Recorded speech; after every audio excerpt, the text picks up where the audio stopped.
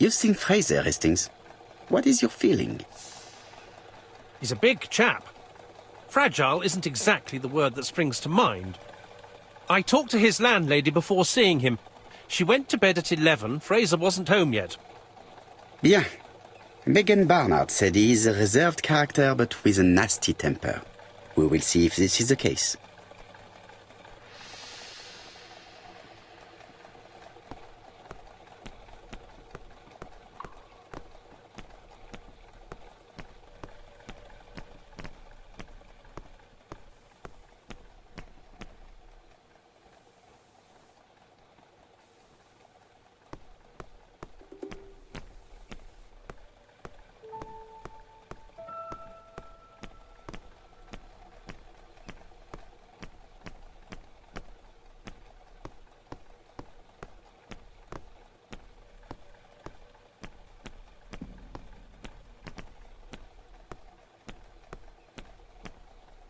Hastings appears to be ill at ease.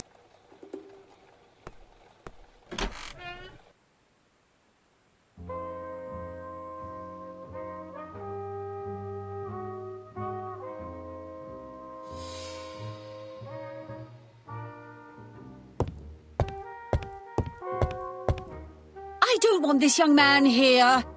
Be quick and do...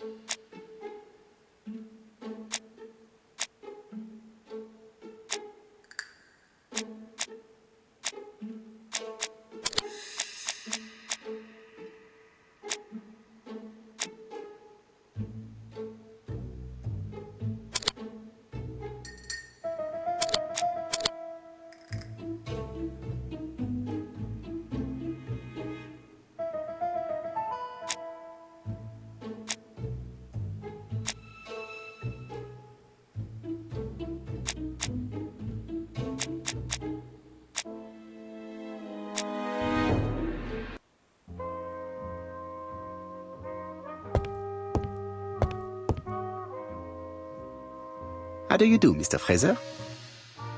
You Hercule Poirot. Mr. Hastings said you wanted to speak to me. Yes. I know that it may not be at the right time, but I would like to ask you a few questions.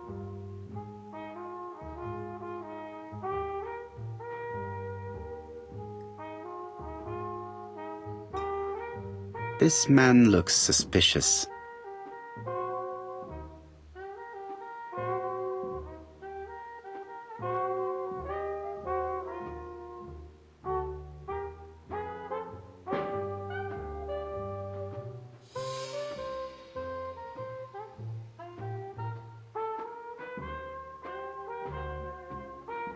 Leave me alone.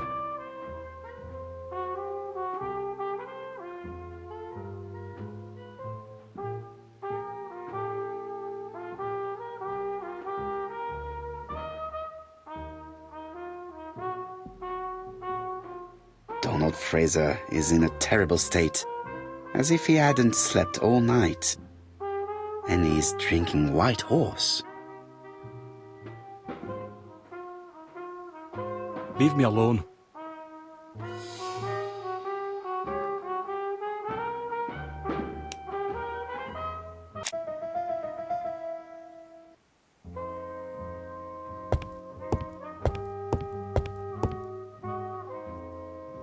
Tell me that it's a mistake. That Betty isn't dead. Sadly, your lady friend has been murdered, Mr. Fraser. Oh, Betty, if only you'd listened.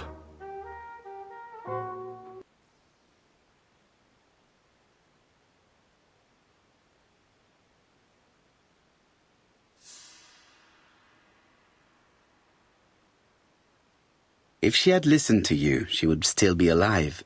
Should I take that to be a confession? With that sort of thinking, you must send a lot of innocent men to prison. Under different circumstances, I might even find you amusing, sir. It's no time for amusement, Mr. Fraser. It is time to find your fiancé's killer. Did you know what her plans were for the evening? She said she was having dinner with her sister.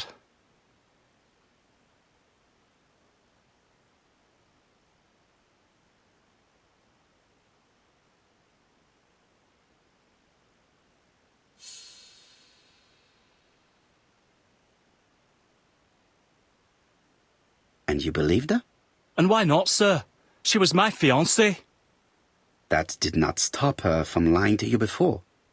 Betty was not a bad girl, but she did like to take advantage of her success with men. How dare you sully her memory?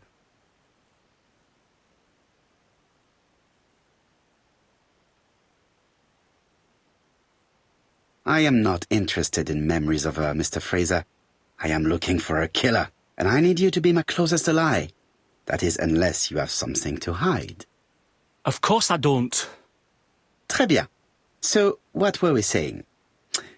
Where were you yesterday evening? I looked everywhere for her, but in vain. When she said she was going to have dinner with her sister on a weekday, I thought it was strange. I tried not to think about it, but I was like a lion in a cage. I was convinced she was lying. So I went round all the restaurants in the town.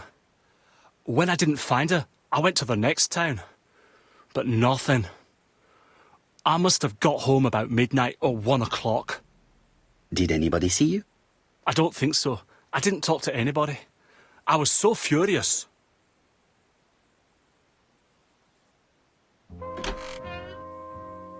Ah, I knew I'd find you here, Poirot. I thought the victim's young man was here. Yes, he's all yours, Chief Inspector. Let us now try and get our brain cells to work.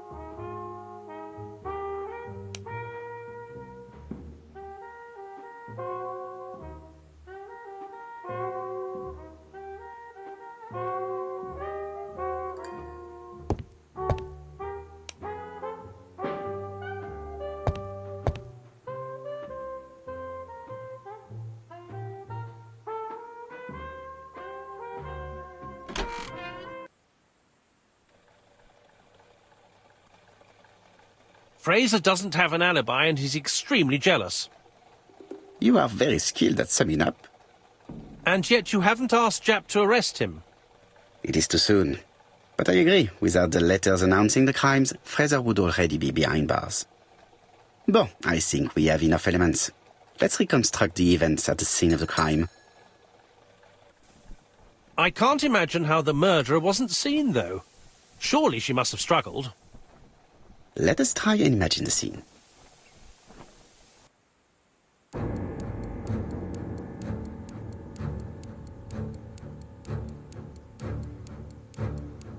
The killer and the victim are walking on the beach. Miss Betty has a bag, a belt around her waist, and carries her shoes in her hand. Both of them walk slowly to hut number 5.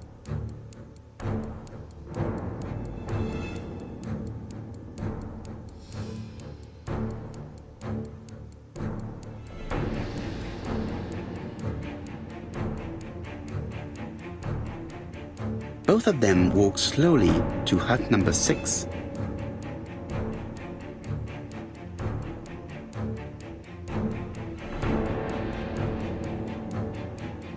Miss Betty enters the hut. She leaves without her belongings. Then she hides a code.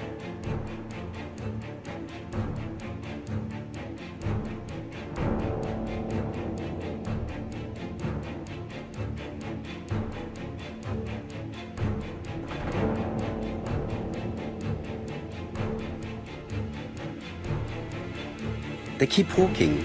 Then she removes her belt. The murderer moves behind her and then attacks her by surprise. The body falls, lifeless, on the sand. Everything appears to match the crime scene, mon cher Hastings. That is exactly what happened.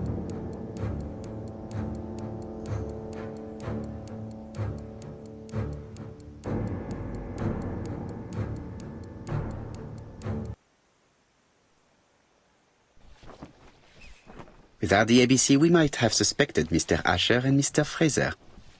But by signing his crimes, the murderer is making sure he's accused. In a way, it is very generous of him. Generous?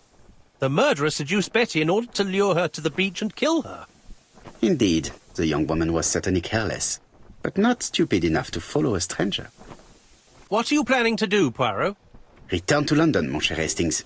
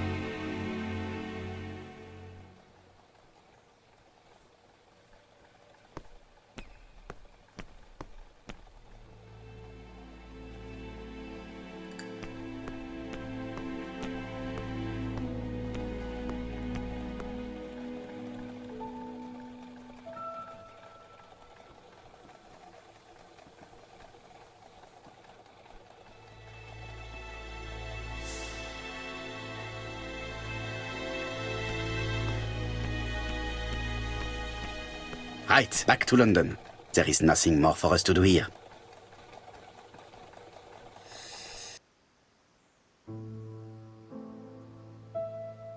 Japp has decided to reveal details to the press.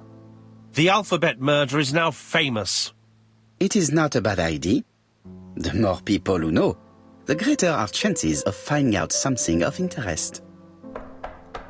Poirot, I have a bad feeling.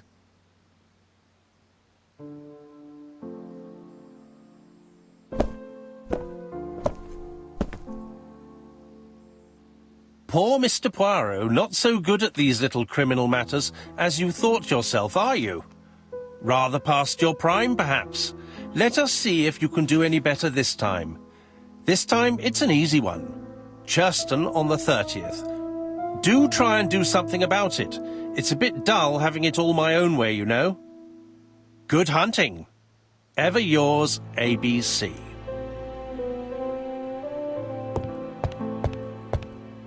good hunting. Did you hear that, Poirot? The murderer seems to be taking it all as a game, a challenge. He will strike on 30th in Czysty. We must warn Scotland Yard.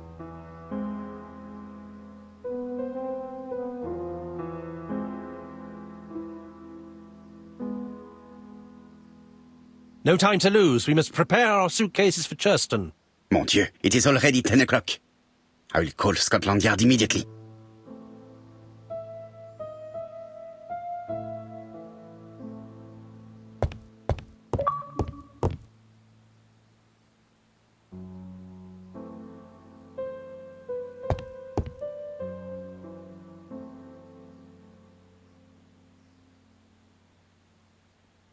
In his haste, Hastings tore the envelope.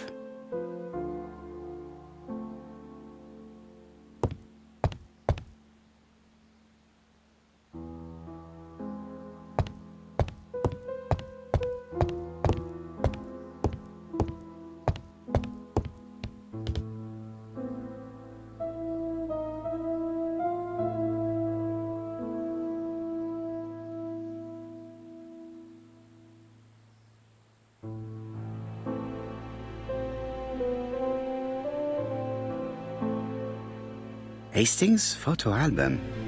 He is very proud of his bag.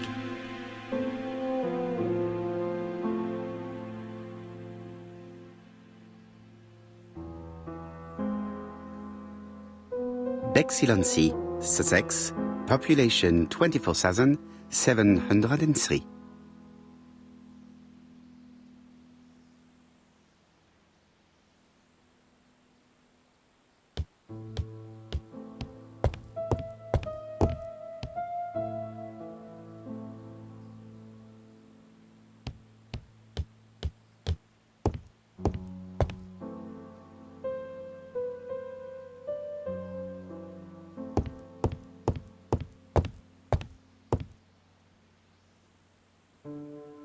Daily Flicker, July 30, 1935. ABC affair, no progress. The alphabet murderer is still on the run. Ever since the police found the connection between the Bexhill and Andover affairs, the inquiry has barely progressed.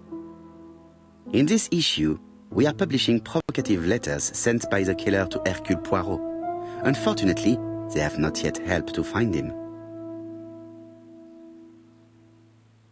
Daily Flicker, July the 26th, 1935. The Bexhill Horror. Young maid strangled on the beach. Killer struck at midnight.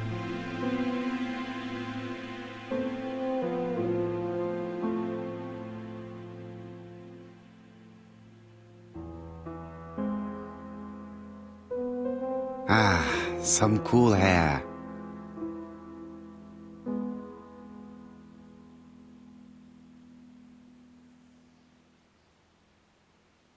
Poor Mr. Poirot. Not so good at these little criminal matters as you...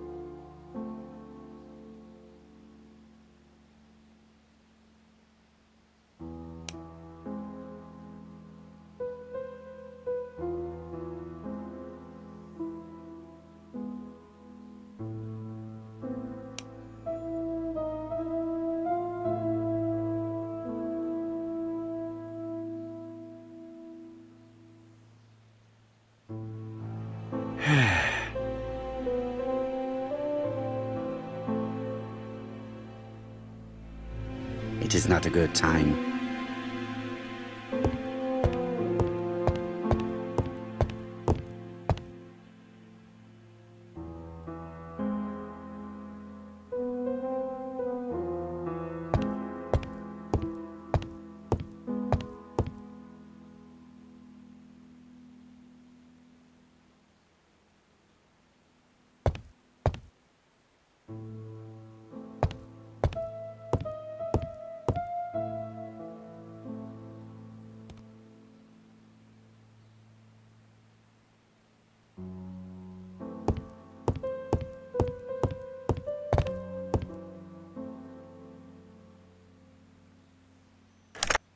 Hello, Jap. We received a new letter from ABC in the 10 o'clock post. Where and when? In Czysty. Today. Today? I'll inform the population immediately. I'll check the train times. Call me back.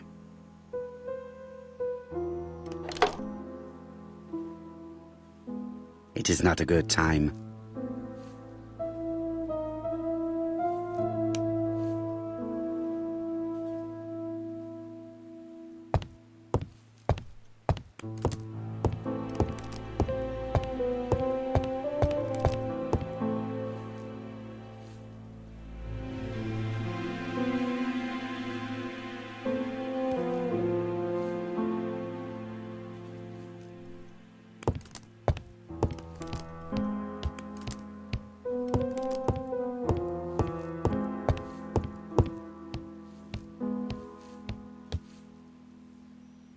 Hastings, what you are doing is an absolute disaster. That is no way to pack suitcases. Heavens, we must hurry. We have to get to Czysty before the murder.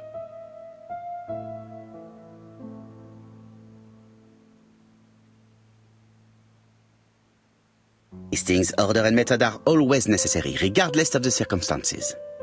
Okay. I'll let you pack them. All the same, it really is a disgrace to leave your belongings in such a mess.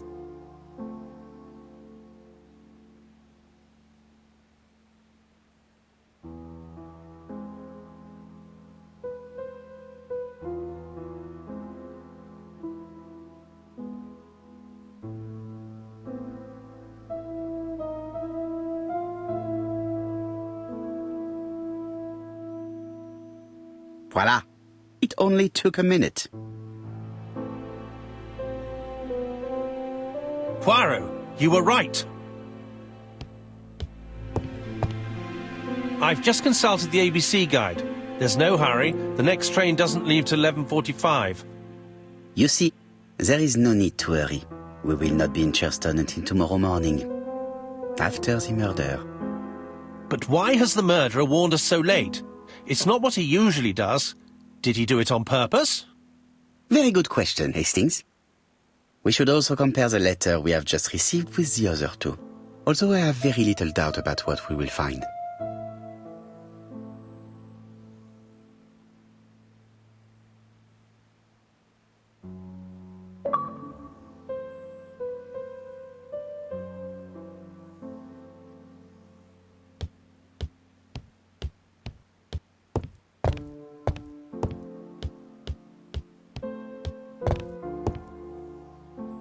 Right, let us compare this new letter with the second one. Let us examine this more closely.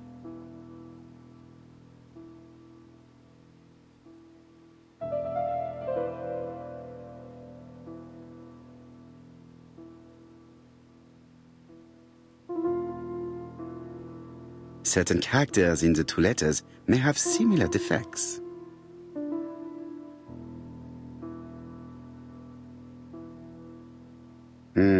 The W is not printed properly. Of course, the W characters in the two letters do indeed have the same defects. I have to find some other similar defects to confirm my theory.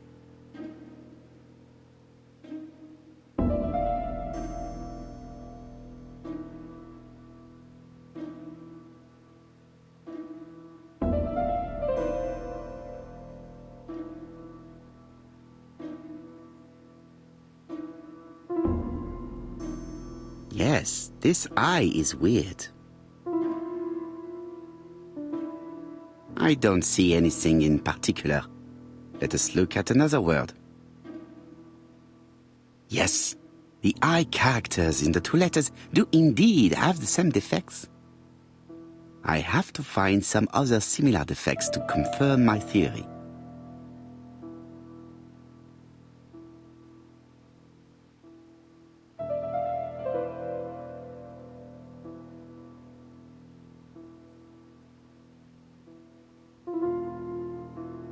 Yes, the A appears to be quite unusual. That's right. The A characters in the two letters do indeed have the same defects. My theory was right. These two letters were written with the same typewriter. Let us now try and get our brain cells to work.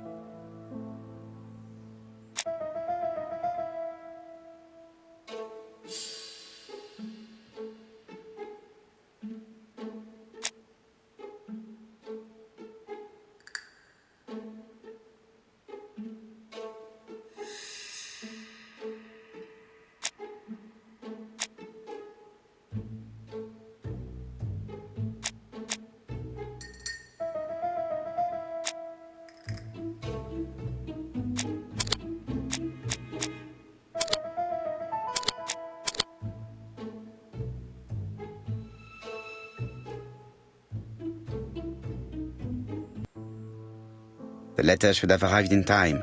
The postmark shows that it was sent 3 days ago.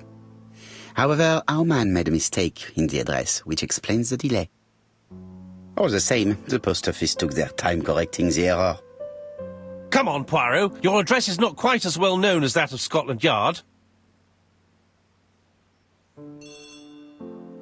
Poirot, the telephone. It must be Jap.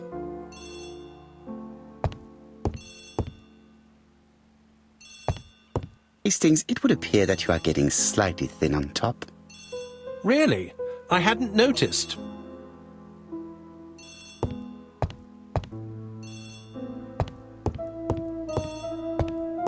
I lock my revolver in this drawer. I've not used it in a very long time.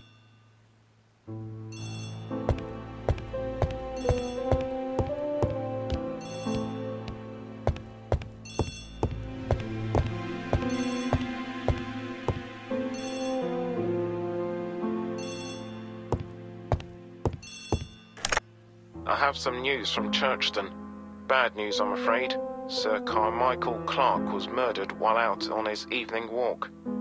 Sir Carmichael Clark. The name is familiar to me. He was a famous throat specialist, one of the best in London. A wealthy man, he retired to Combside, a beautiful house by the sea. He collected antiques. Are you going there? Yes, let's meet on the train.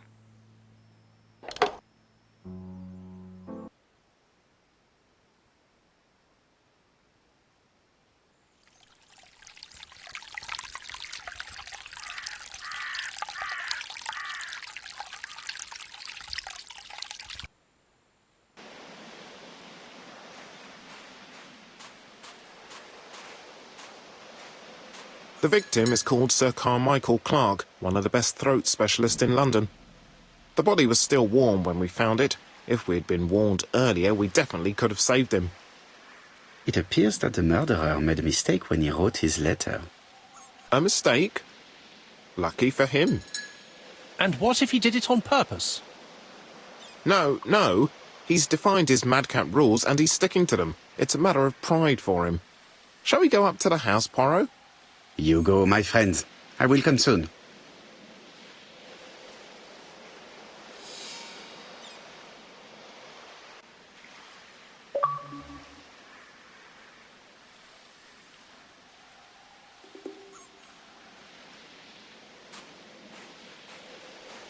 The body is just in front of a bush. One of the only bushes in the surrounding area.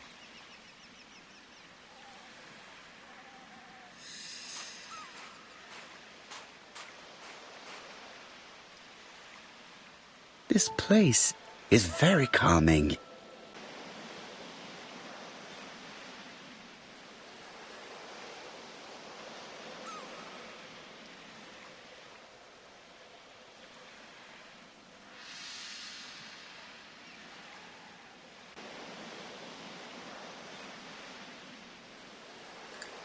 The site is exceptional.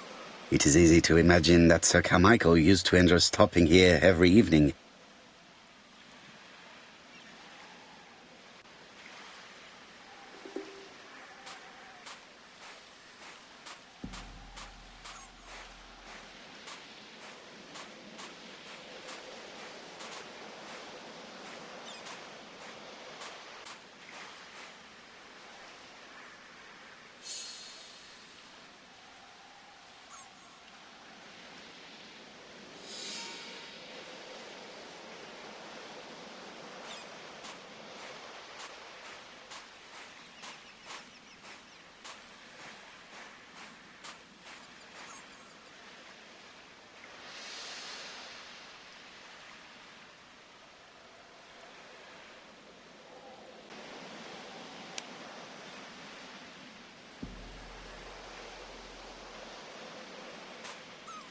The vegetation behind the bush has been trampled.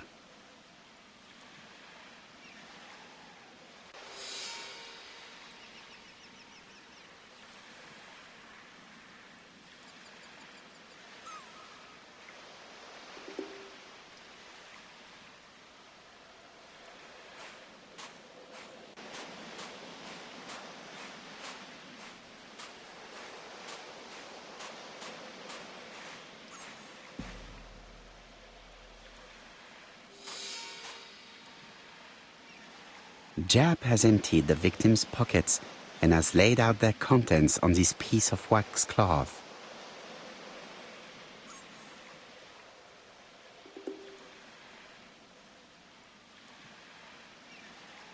An oriental dragon. It's an old piece, much older than the pocket watch on which it was fastened.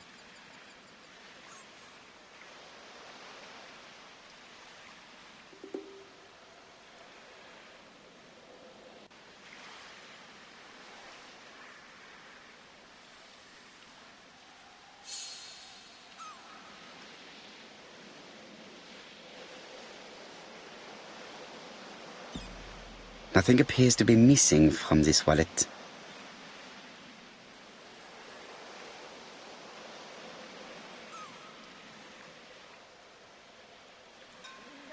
A signet ring, very probably with the Clark family's coat of arms.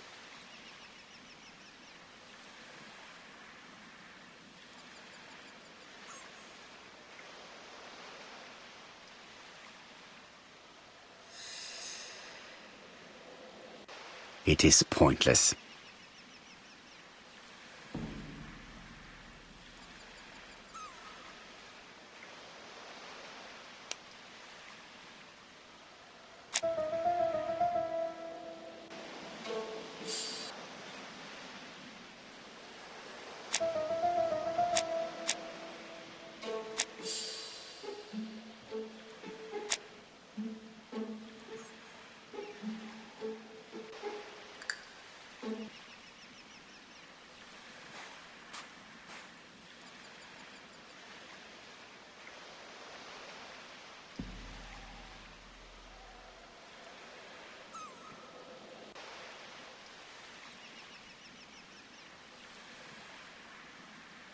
Apart from the wound to the throat, the body is untouched.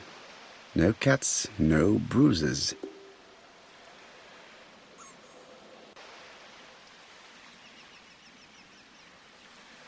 The gravel on the path has been sprayed with blood that covers a conical-shaped area, which starts at the body and becomes wider as it moves further from the bush.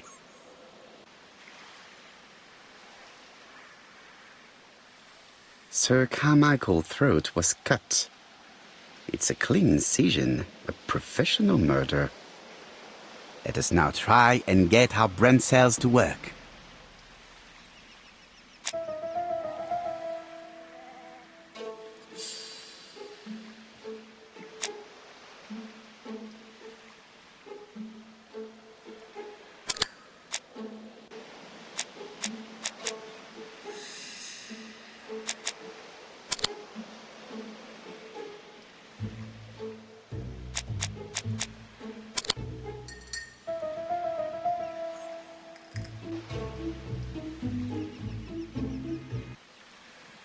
Sir Carmichael had his back to the bush when the killer cut the throat from behind.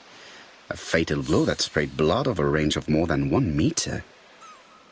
Let us now try and get our brain cells to work.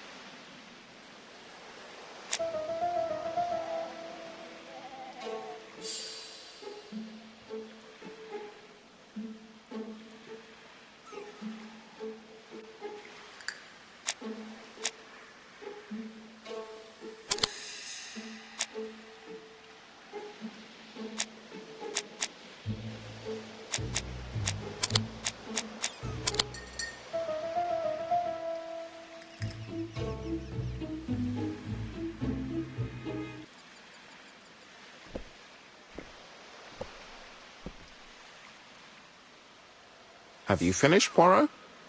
Chief Inspector, many questions remain unanswered, but I am certain of one thing.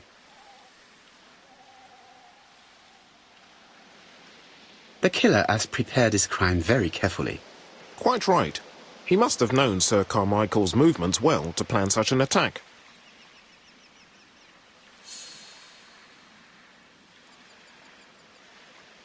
The murderer struck with terrible savagery. Yes, blood flowed. It's the first time he's attacked a man. He armed himself accordingly. Have you spoken to the victim's family, Chief Inspector? I've spoken to the brother, Franklin Clark. I didn't get much out of him. He's yours. I must get the body removed.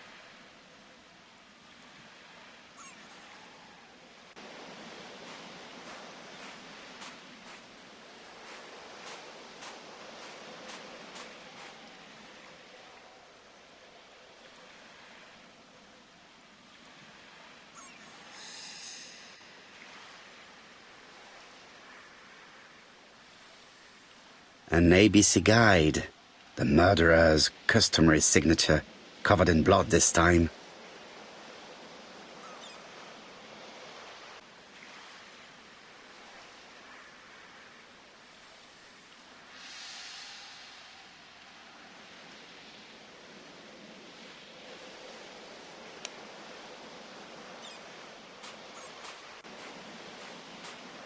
I had better go up to campsite.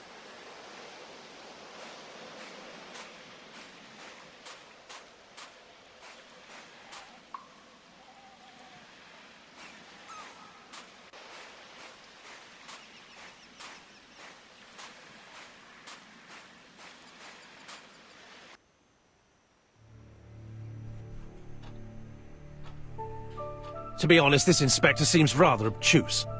I'm counting on your friend Poirot to catch my brother's murderer. Ah, here he is now.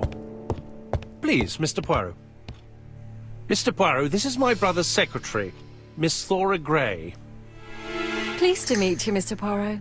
Would you like some tea? No, thank you, mademoiselle. I find it hard to digest.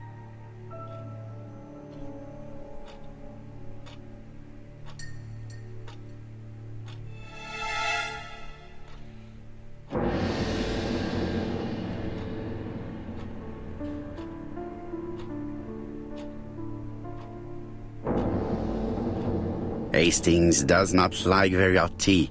He's going to blow on his cup for a good while before drinking.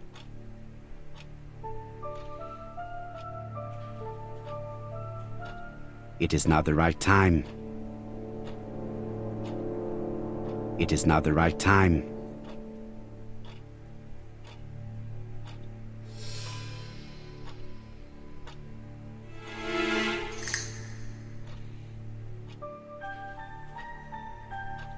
There is something very viril about him.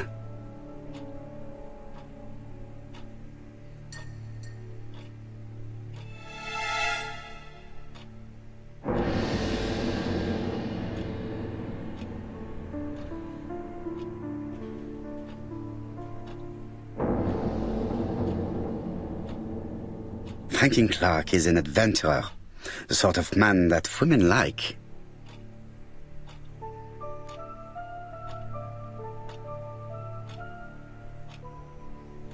There is something elegant about her.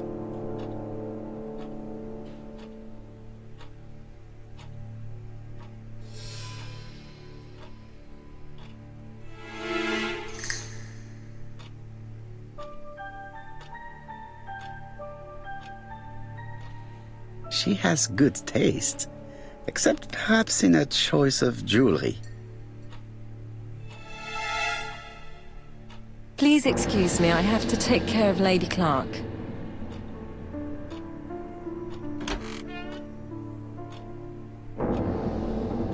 It is not the right time.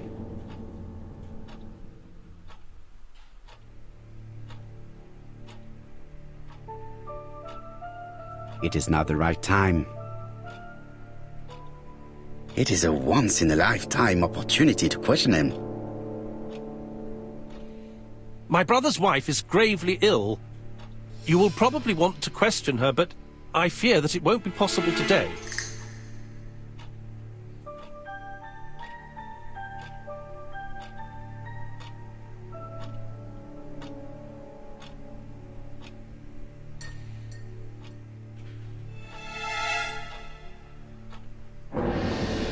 course. I understand. Someone set a trap for your brother. Who was familiar with his habits? Everybody knew he took his evening walk at 8:30, and that he always followed the same path.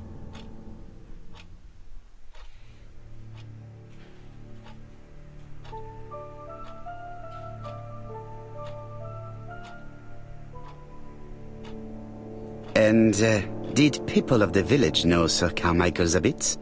I don't know. It's possible. What were you doing last night? After dinner, I went to my bedroom. At 11 in the evening, the telephone rang. It was the police. I went to look for my brother.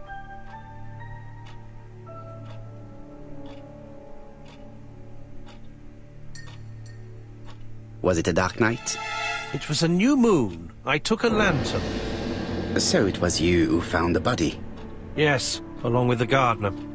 Have you seen any strangers around the house recently? No. As far as I know, nobody has been near the house.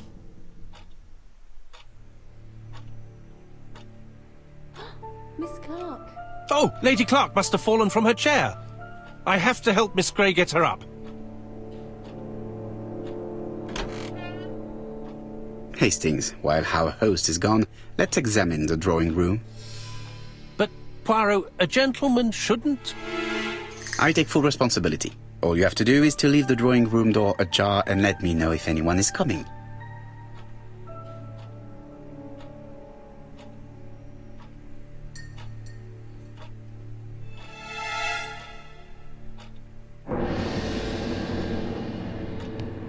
Sir Carmichael's collection could rival that of a major museum.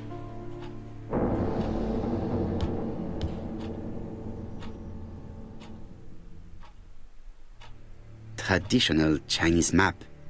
Facsimile. South is on the top of the map.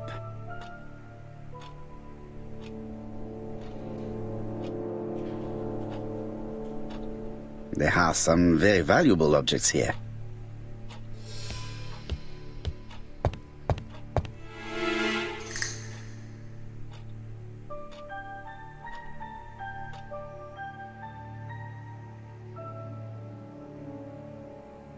Compass, point to the south. Bronze and magnetite, Han Dynasty, circa 210 BC, purchased in Hong Kong 1935.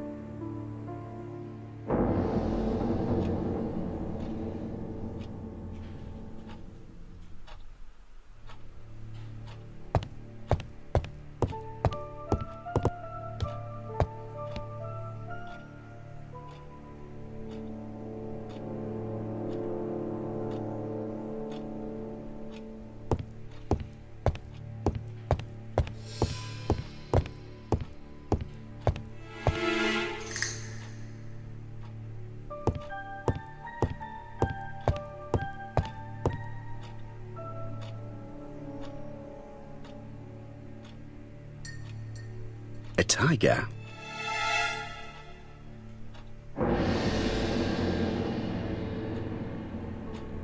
A dragon.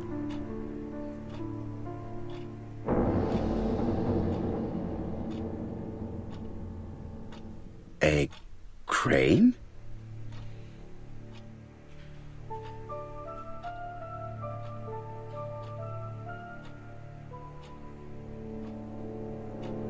A turtle.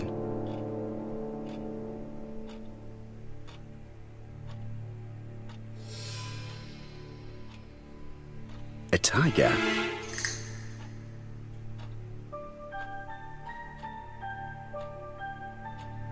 It is an emperor. His place at the center of the table is probably symbolic.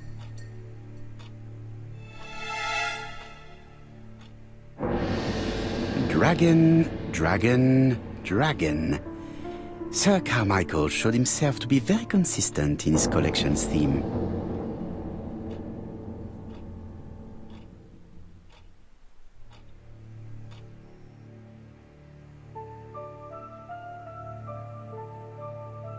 Comside's private collection, purchases since 1920. The catalogue for Sir Carmichael Clark's collection.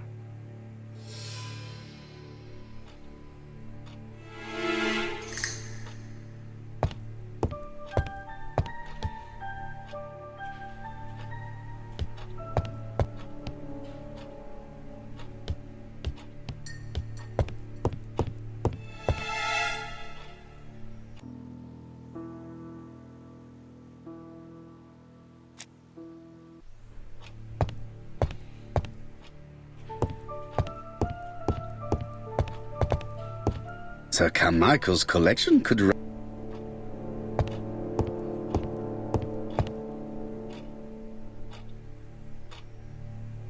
The interior is richly decorated.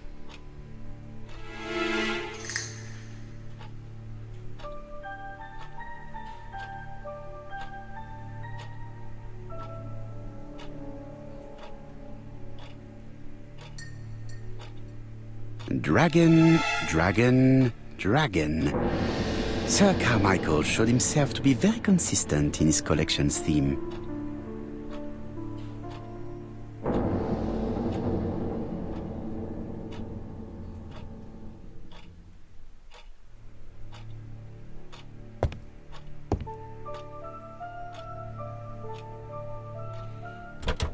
It's locked.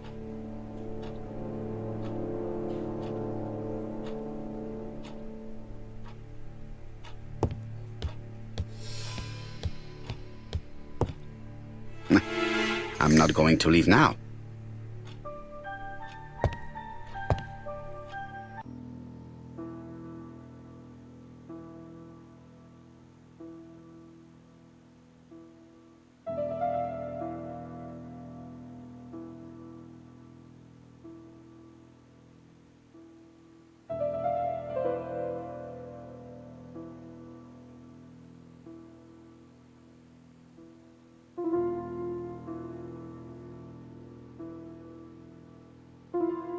The cardinal points. This book could maybe help me. Each cardinal point is associated with one animal and one color. In the middle sits the imperial dragon, and out of respect, all the others are turned towards him.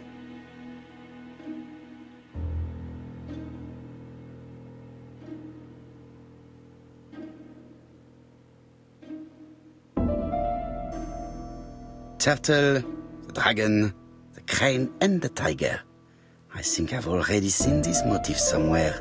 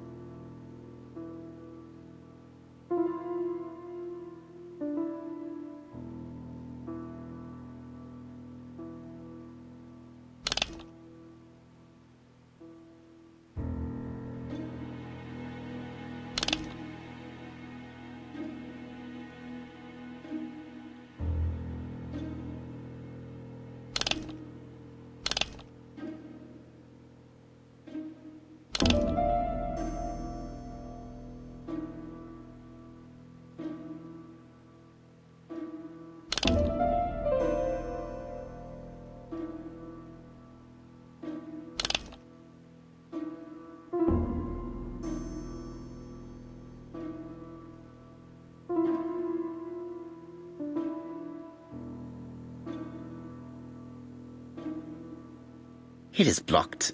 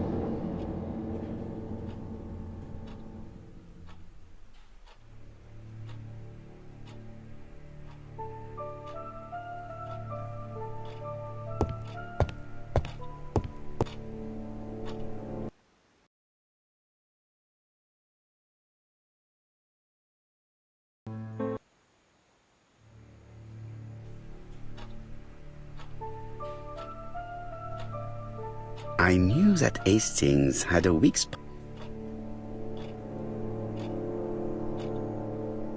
She appears to be very flustered.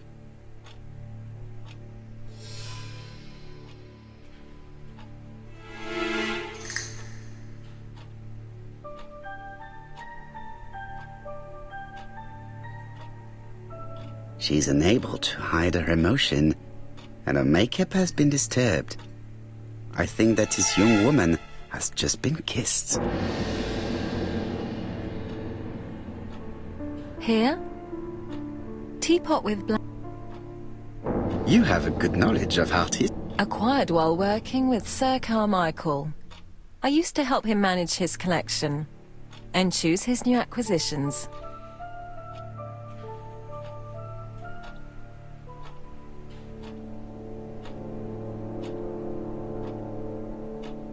And sometimes he used to give you a piece as a gift. Is that right? Gift? What do you mean?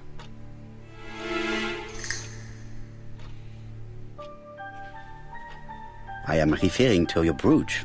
This old brooch? Mademoiselle, you know perfectly well. I am talking about the magnificent brooch you were wearing earlier. Yes, you're right. Sir Carmichael did give it to me. He valued my work. How could I refuse? He would have been offended.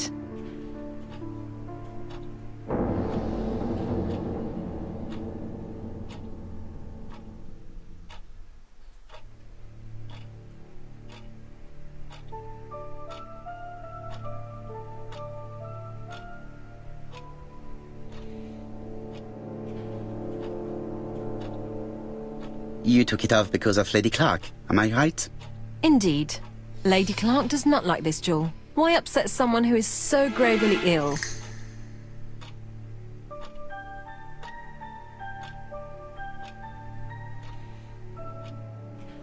I see.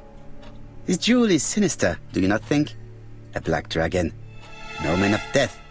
It is not surprising that it frightens Lady Clark. Oh no, I don't think so. The Chinese dragon is not destructive. It's a positive symbol. Have you seen any strangers hanging around in the past few days? No. Nobody has been near Cumside.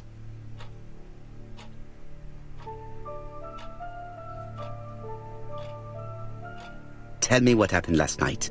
After dinner? Well, I did some sewing and then I went to bed. I was woken by the telephone at 11. I heard Franklin Clark speaking with the gardener. They left with some lanterns and they found the body.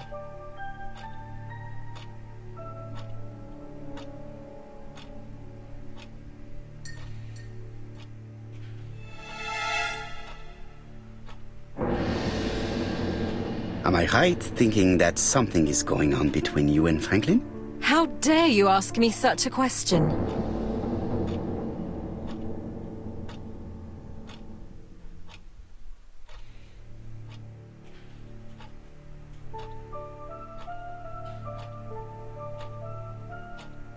And you?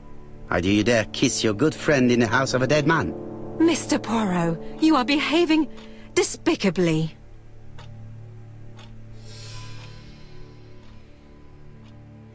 Miss Grey, if I may be so bold, please do not take offence. My friend has rather unusual methods, but all he wants is to find the murderer. Yes, I understand. I must rest. Please excuse me. Earlier, you asked me to watch the living room door for you. I don't wish to be indiscreet, but sometimes a gentleman stumbles upon a secret without intending to. That is sometimes the case. And I saw Franklin Clark kissing Miss Grey at the foot of the stairs. Do you think this is a common occurrence? No, I saw emotion, intensity. I think it was their first kiss. Well done, mon ami. Well spotted. However, I don't think I completely understand this business. Why did Sir Carmichael not defend himself? He appeared to have been active and strong. The murderer did not give him a chance. Let us try and reconstruct the scene.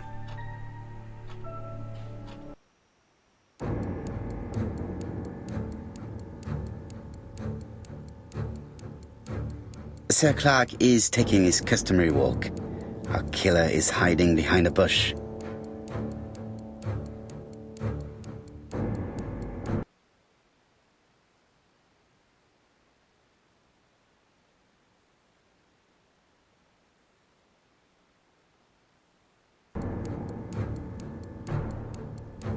The old man walks quietly along the gravel path.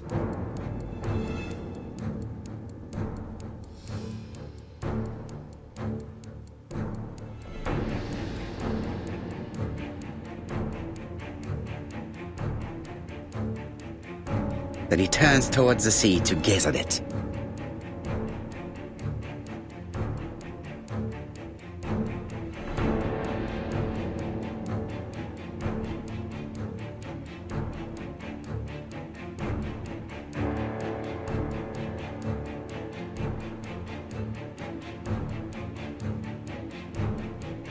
The killer leaves his hiding place on the right-hand side. He approaches silently over the grass.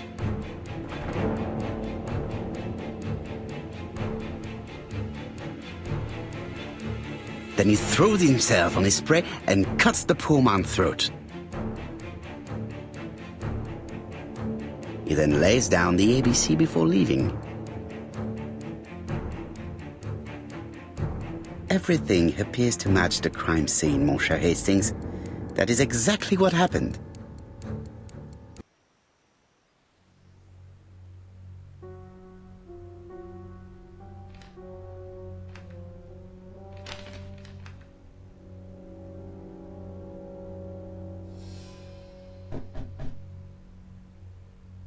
Oh, just a minute. I'm getting dressed.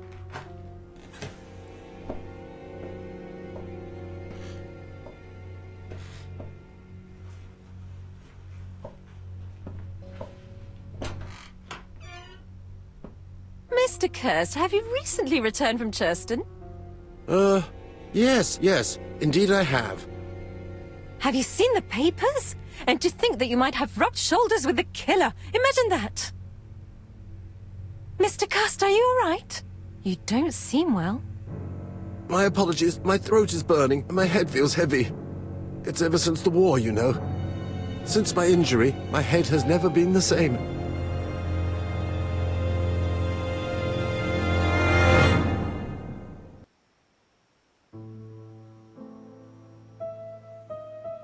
Poirot, it's a pleasure to be with you again after all these years. I looked for a gift to thank you, and I found this propelling pencil. An authentic collector's item. You spoil me, mon ami. And you more so by sharing investigations. Do not underestimate the help you are to me, Hastings. Intellect is not everything. There is also goodwill, and you are not short of that. Later, I will ask you to help me tidy up the room and bring some chairs. Our guest will be here soon. Ah, is Thora Grey coming? Naturally. She is a fascinating young woman, n'est-ce pas? Oh, come on, Poirot. I'm a married man. And Miss Grey has already been courted by Franklin Clark. Poirot, our guests will be here soon. We must prepare ourselves.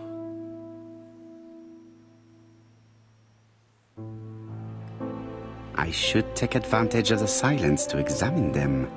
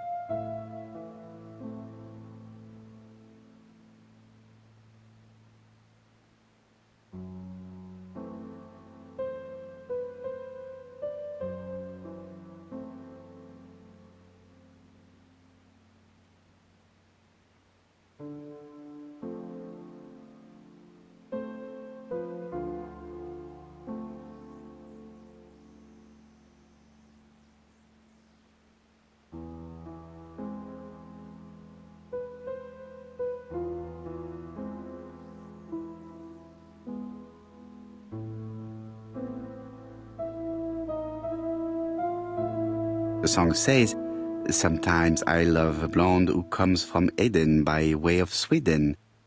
But I am not sure that this blonde is an angel. Sometimes I love a brunette, sometimes I love a blonde." That's what the song says.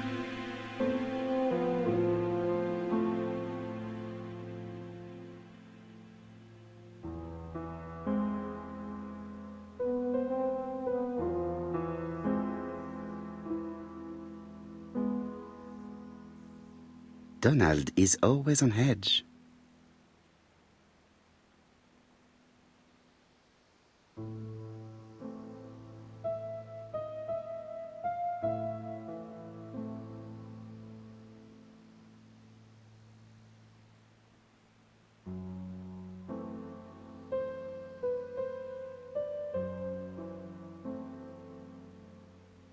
Donald Fraser is very nervous at the moment, even if he is trying hard to control himself.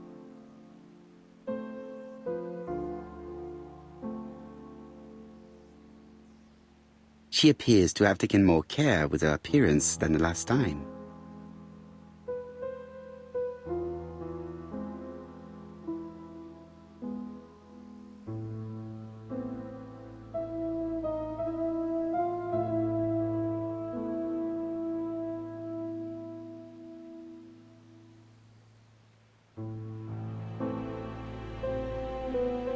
She's looking at Mr. Fraser out of the corner of her eye.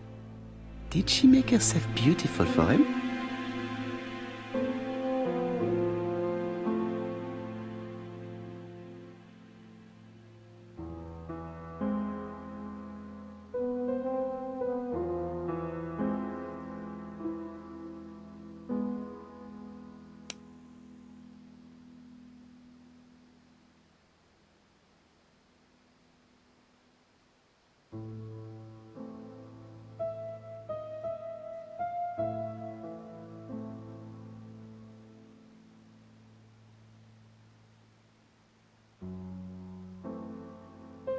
Franklin Clark always seems at ease, regardless of where he is.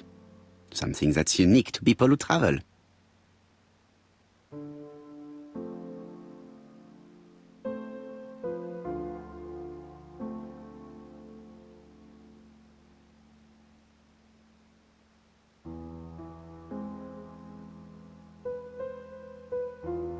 Franklin Clark always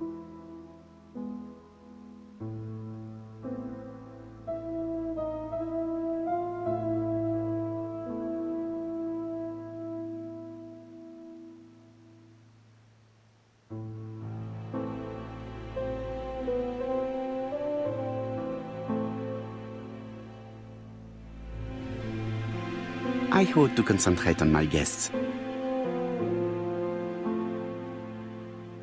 I wish to thank you all for coming. I wanted to bring everyone close to the victims here in order to unmask the murderer. Get to the point, Mr. Poirot. What do you want from us?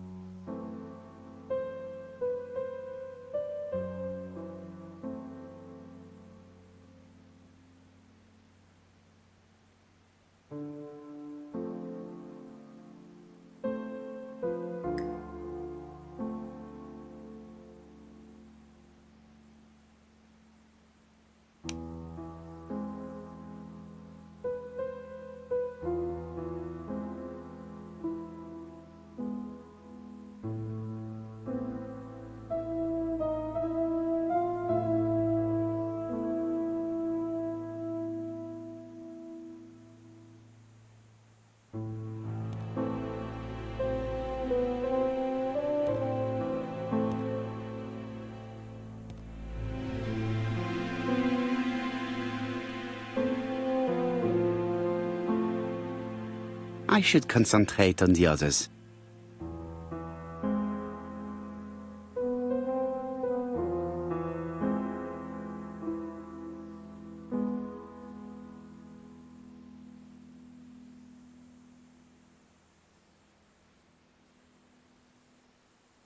Franklin Clark always seems at ease, regardless of where he is.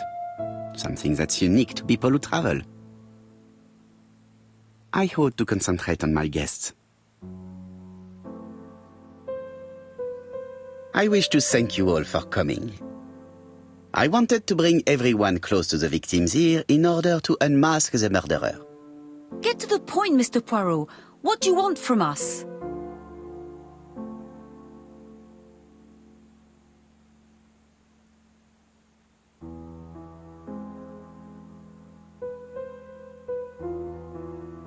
Megan, dear girl, please be patient. Mr. Poirot, how dare you address me by my first name? Please excuse me, mademoiselle. What I ask is that you search your memories. The murderer must have left some trace. Yes, he must have prepared his crimes very carefully. Tout à fait. He did not get to Bexhill at midnight in order to strangle a young girl whose name by chance starts with P. Must we go into that?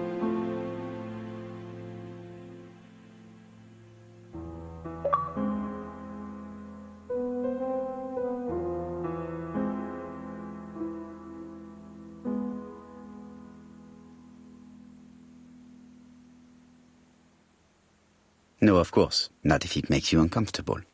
Come on, Mr. Poirot. I imagine we all feel terribly uncomfortable about these murders. It's true. We've to catch the killer, not be spared the gory details. Mr. Fraser, please get a grip on yourself. Well, I want to help you, but I don't remember anything else. Nothing I haven't already said. And you, Mademoiselle Barnard? Did your sister say if she was seeing another man? She never would have told me.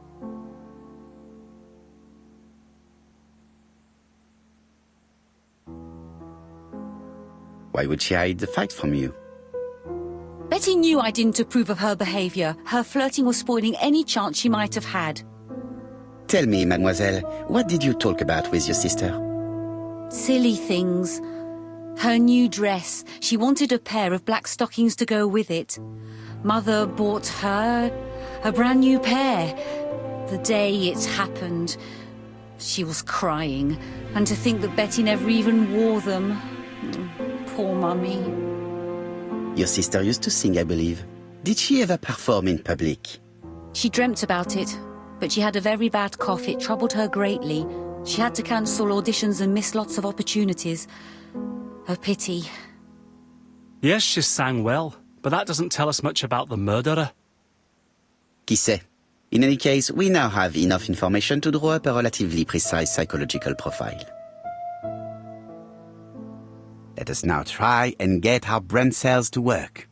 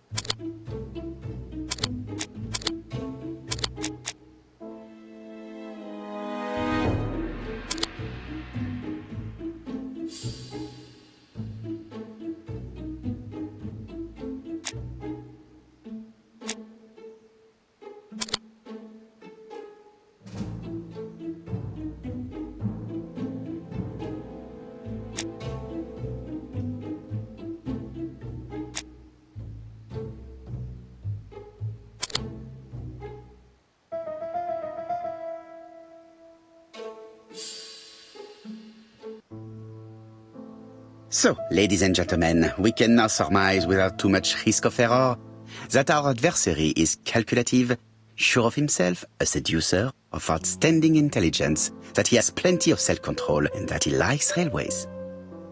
It's a good start. Other meetings may be necessary. I hope that you will be able to come back again. Well, it's just that...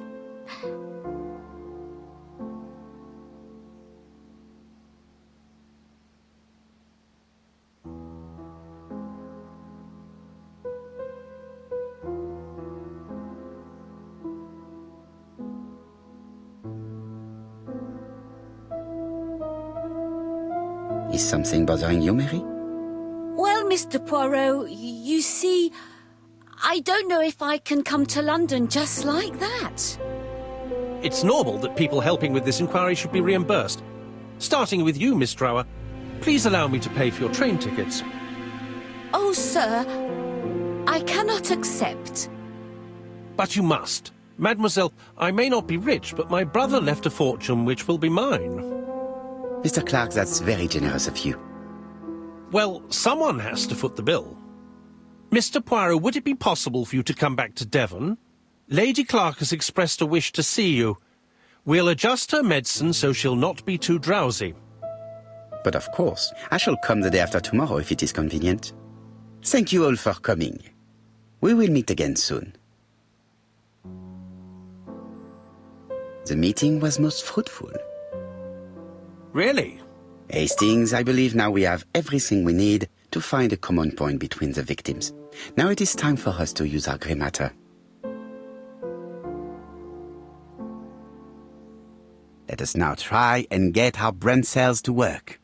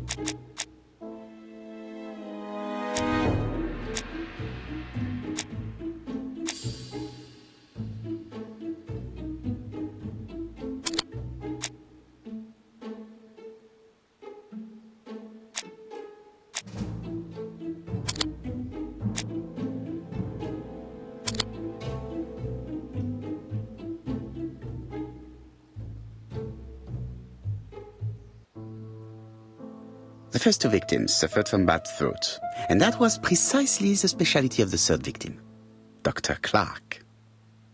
We have a lead. It would pay to take a closer look at the medical records of Dr. Clark's patients. We'll do so during our next visit to Czysty. I will do it myself, mon ami.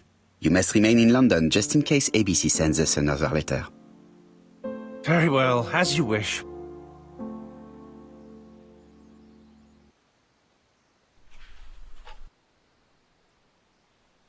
Thank you for coming, Mr. Poirot. Lady Clark is waiting for you in her bedroom on the first floor. Please excuse me, I cannot stay for the interview. I've to take Miss Gray to the station to see our lawyer in Torquay.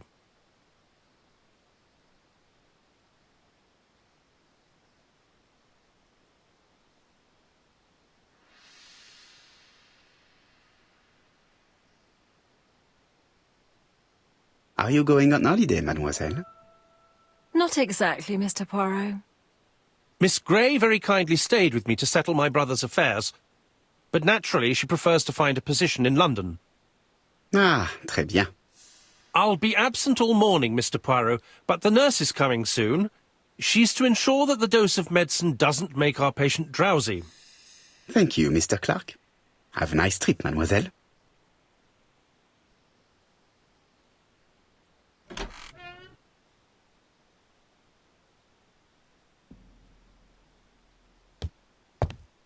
It would be rude to make Lady Clark wait any longer.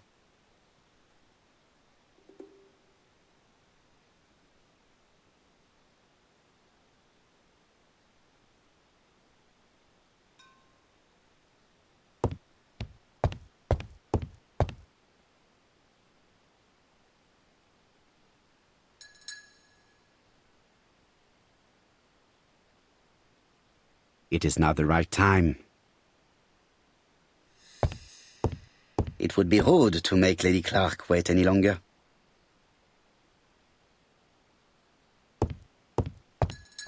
It's closed.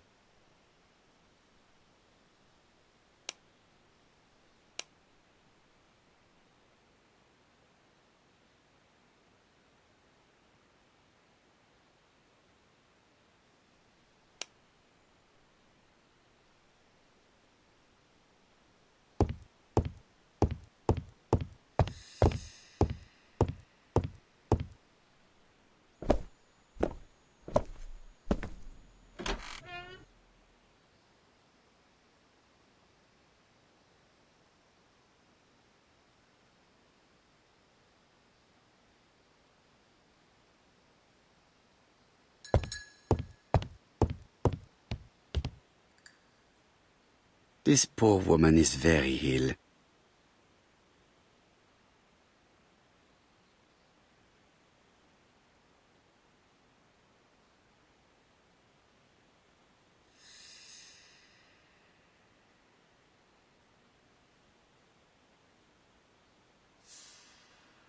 This woman is suffering.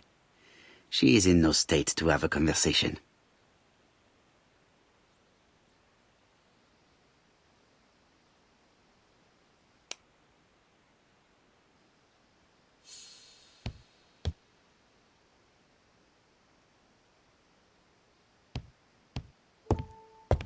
It would be rude to make Lady Clark wait any longer.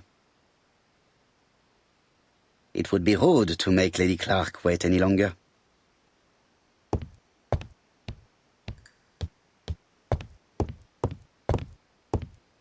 It would be rude to make Lady Clark wait.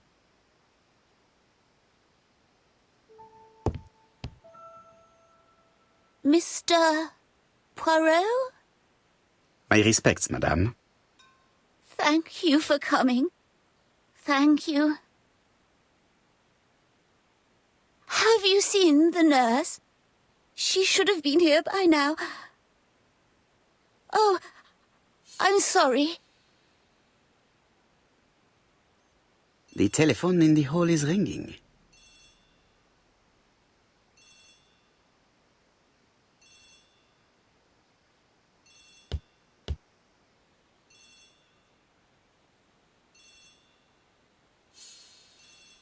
Lady Clark is in pain.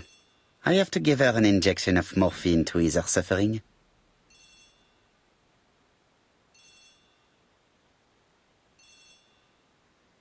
It's closed.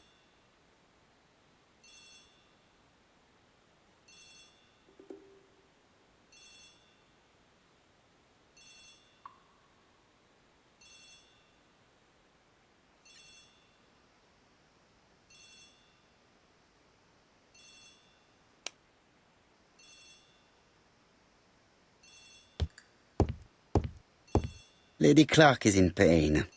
I have to give her an injection of morphine to ease her suffering.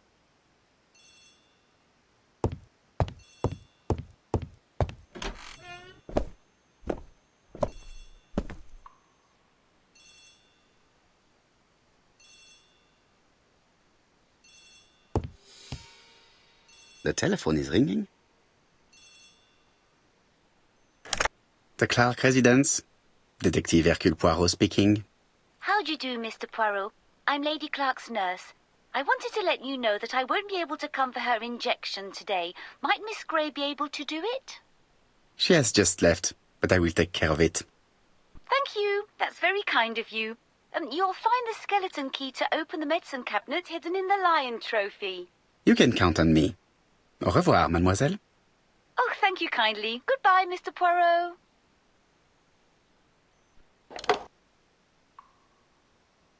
It is not the right time.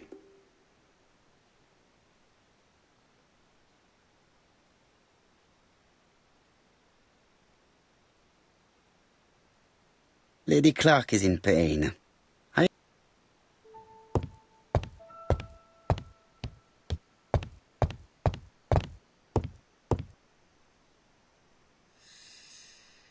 Lady Clark is in pain.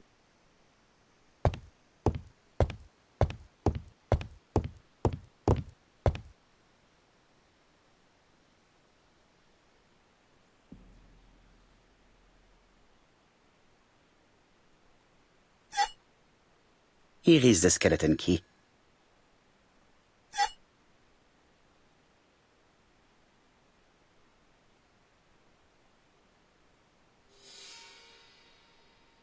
April 1925, Aceh Province, Sumatra.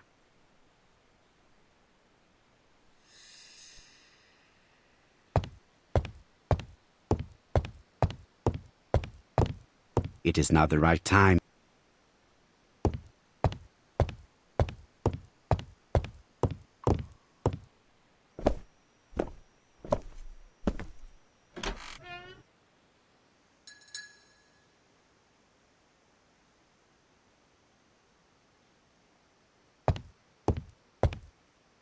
Lady Clark is in pain.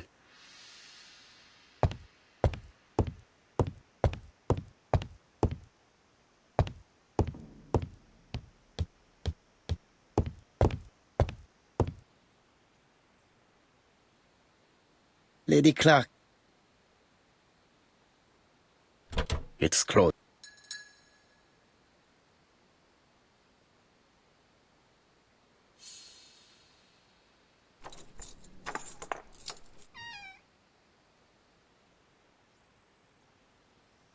Ah, Mr. Poirot. I feel better now. Thank you for your help.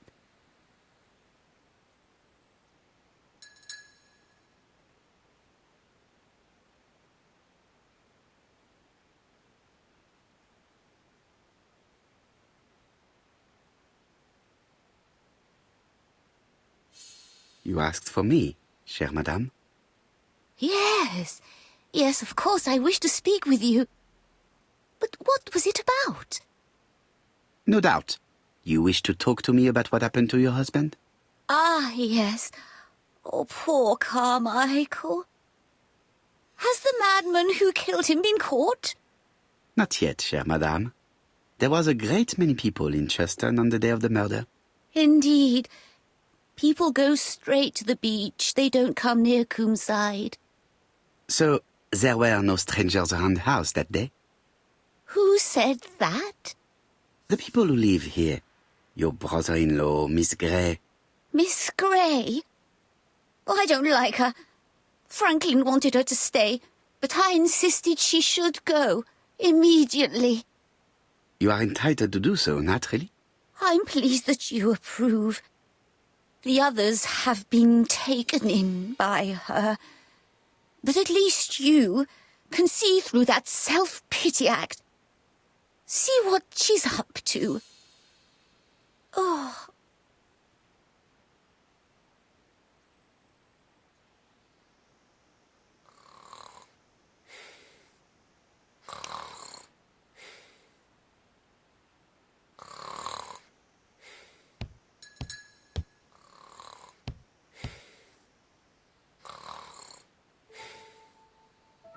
This subject will probably be useful to me.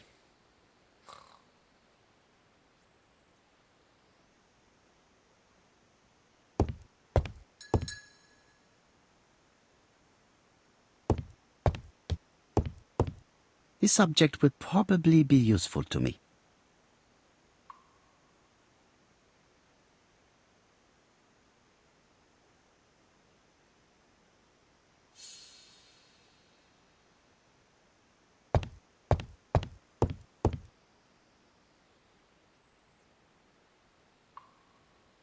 This subject will probably be useful to me.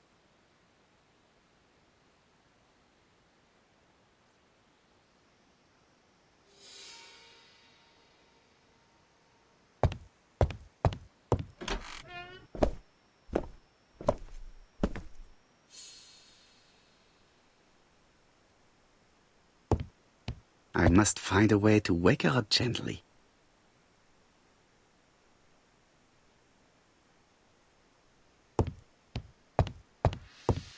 I must find a way to wake... It is not the right... I must find...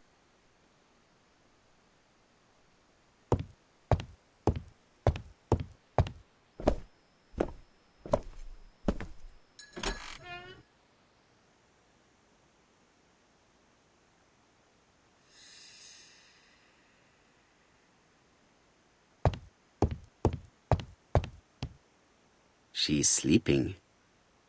I must find a way to wake her up gently.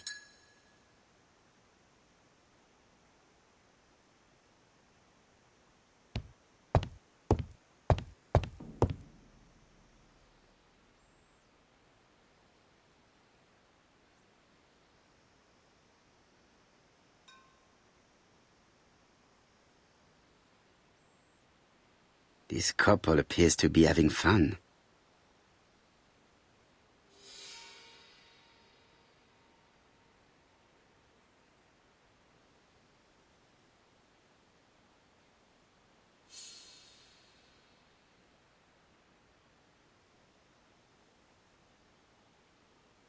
Lady Clark and Sir Carmichael were very happy, but they did not have any children.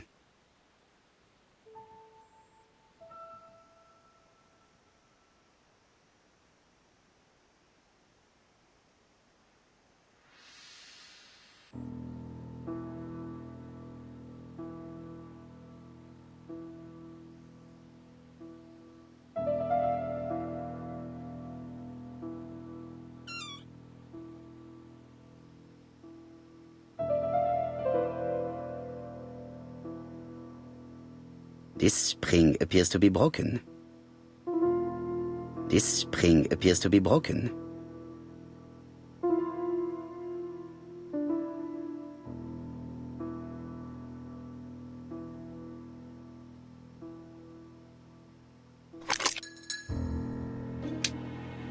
I hope that Hastings will not be cross with me.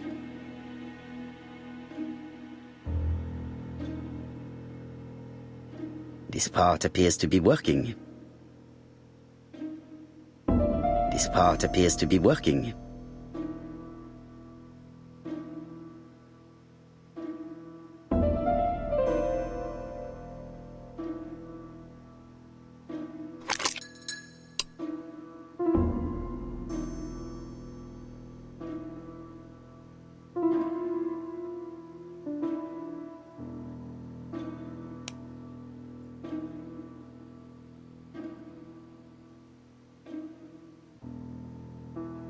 The bronze comb is preventing me from positioning this one.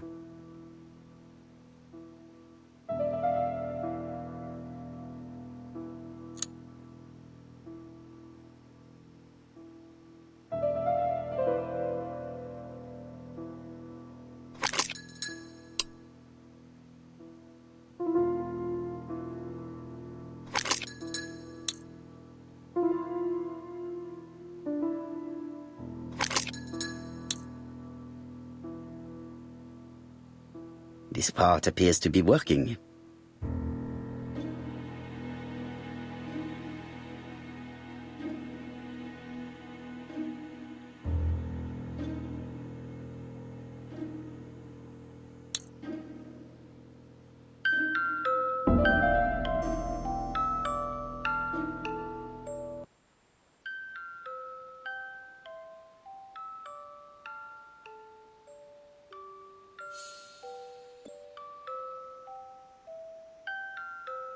I've finished with this subject.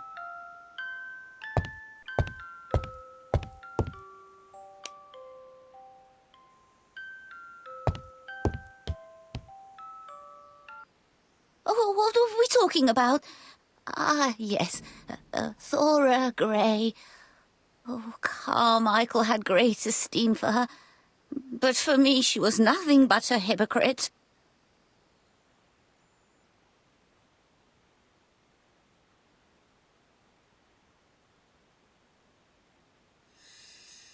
You're probably right, madame.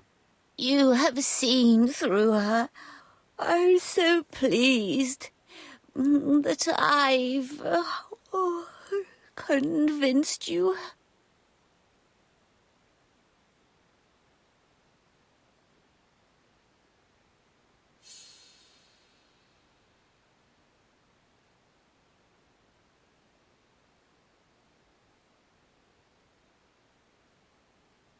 You are very harsh. Do not forget that the girl is an orphan. Yes, and she used the fact to get around men. Take Franklin. He's fallen for her sweet talking charms. Oh, he's a lovely boy, very plucky and sure of himself. But so naive. Oh, when it comes to women.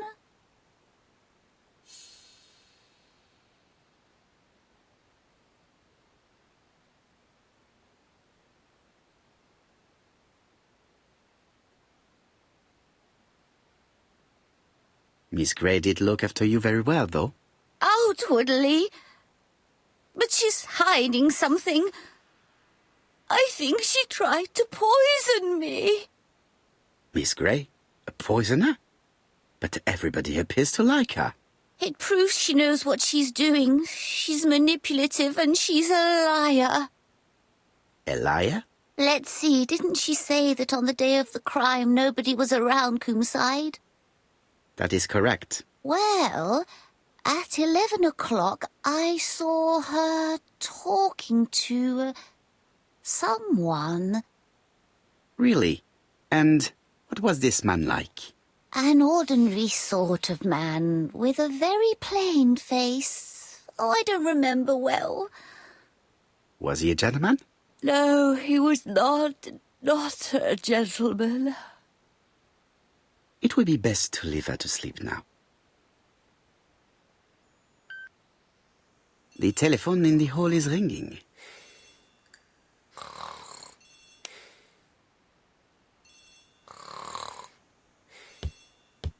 I've finished with this subject.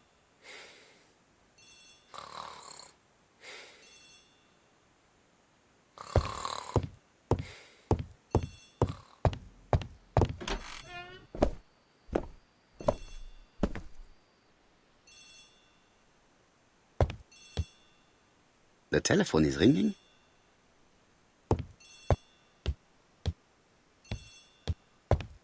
It is now the right time.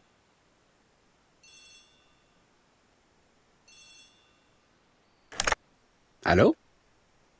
Poirot, is that you? Hastings here. Thank you for calling. Have you received a new letter from the murderer? No, thank goodness. How are things in Churston? I questioned Lady Clark, but I will not leave until I have examined everything of interest to me here. Fortunately, Franklin is absent, and I have a skeleton key. Have you seen Thora Grey again? Briefly. But rest assured, I intend to summon her to London soon. She's a fascinating girl. But secretive. I would like to ask her a few questions. Poirot, she wouldn't hurt a fly. Each to his own, my friend. Yours are pretty often mine old ladies that have the maladies. Poirot, are you mocking me? No ill intended, rest assured. À bientôt, mon ami.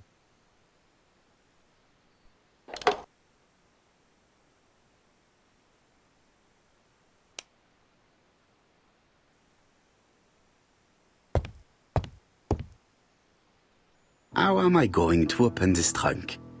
Let us examine.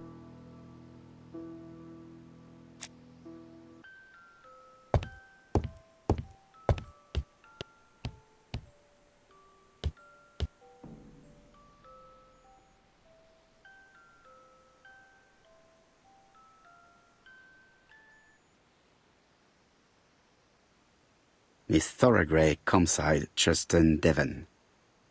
Arsenic trioxide thallium.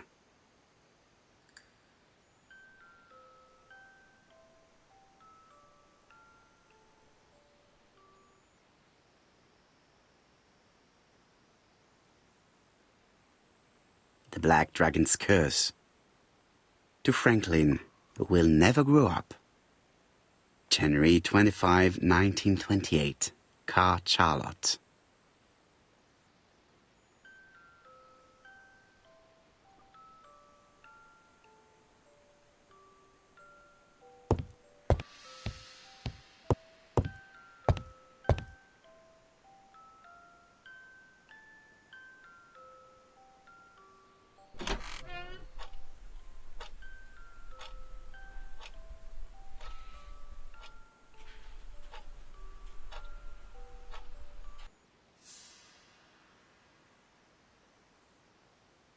Comside's private collection, purchased catalogue for Sir Carmichael Clark's collection.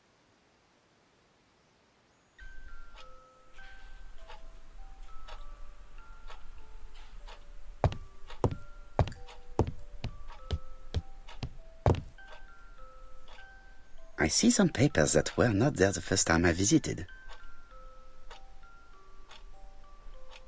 These daggers are only ceremonial weapons.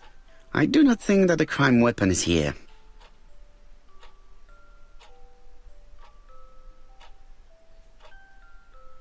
Valuers report property. Building land located in Comside, Czysty client, Sir Carmichael Clark, April 15, 1935, Court and Brunskill office. Court and Brunskill. The name is familiar. Is that not the name of the firm Donald Fraser works for?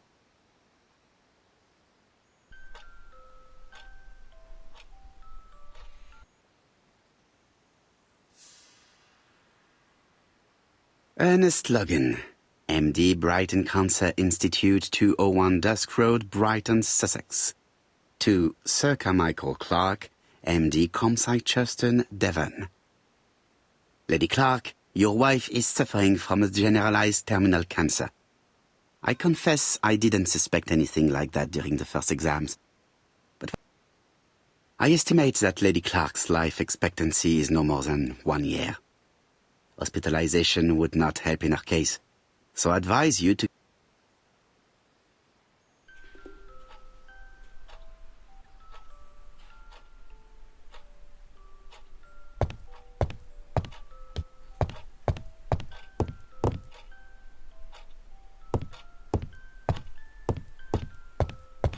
Order and method above all. Let us finish examining the mansion while no one is around.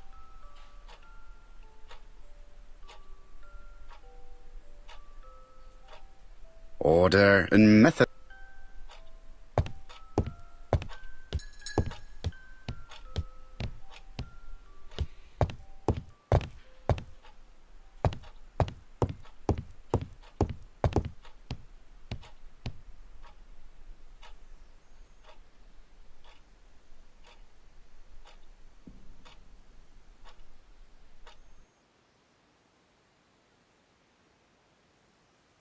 I've already seen similar daggers.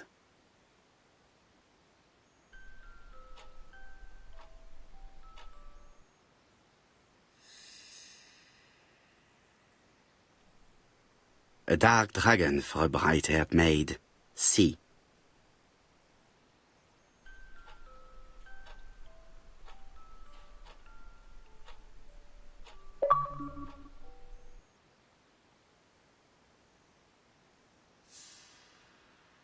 Attention, Franklin. Task list. A. Ordering Lady Clark remedies. Done. B. Tidying up real estate property files. Done. C. Calling the lawyer about inventory. Done. D. Update the tenant farmer list. Done. E. Update land rent accounting. Done. F. Ordering a restock of arsenic. Done. P.S. I have left on the living room table some of my things I don't want to keep. The locket and the dagger. I am sure you know why. Thora.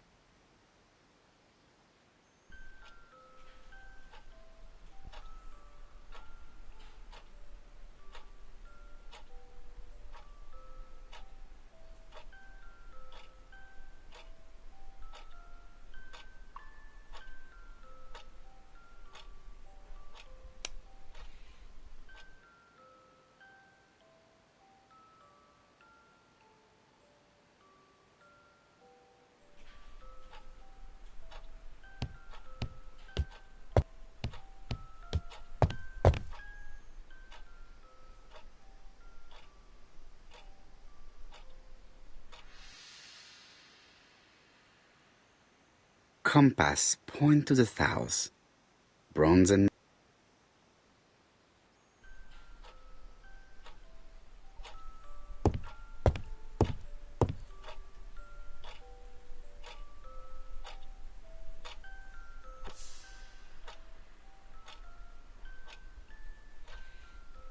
traditional Chinese map. Facsimile. South is on the top of the map.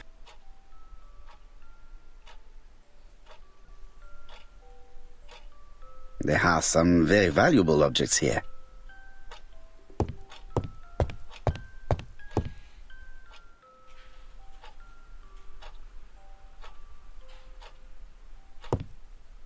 Sir Carmichael's collection could rival that of a major museum.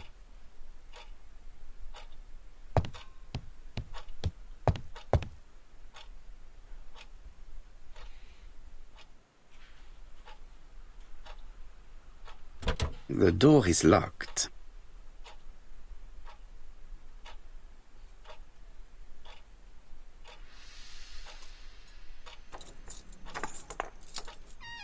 This unit contains the medical records for Sir Carmichael Clark's patients.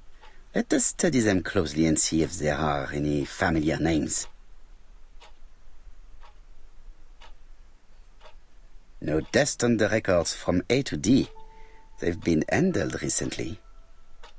No known names. Disappointing. Lots of dust. The records from E to Z have not been touched for years. No known names. Disappointing.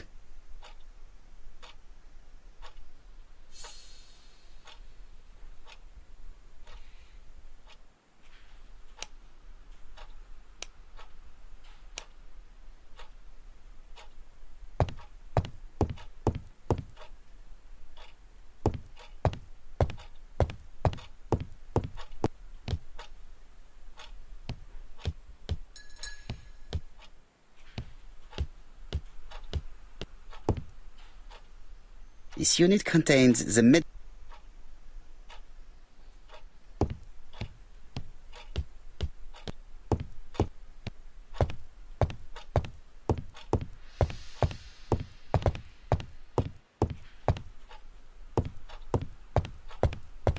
order and method.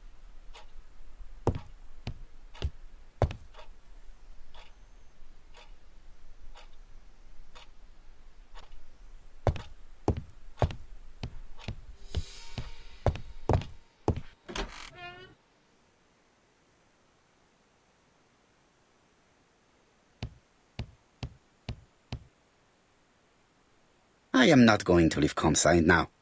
I still have...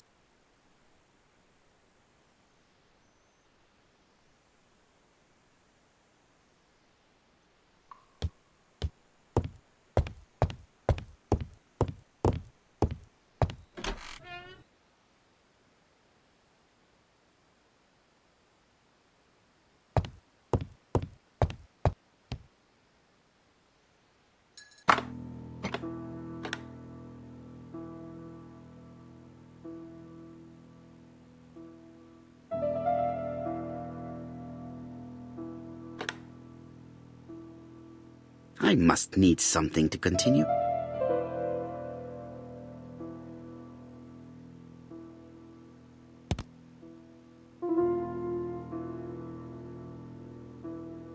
This plate appears to be able to move, but something is blocking it. This plate appears to be able to move, but something is blocking it. This plate appears to be able to... This plate appears...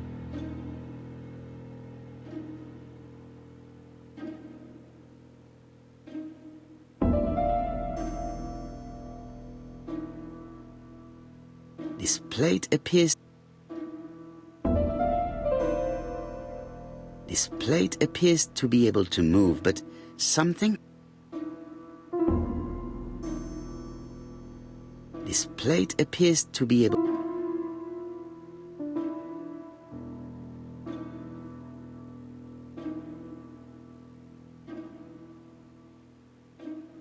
This plate appears to be able to...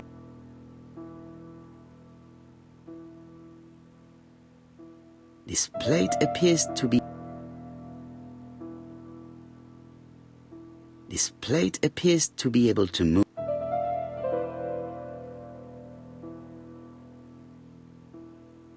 This plate appears to be...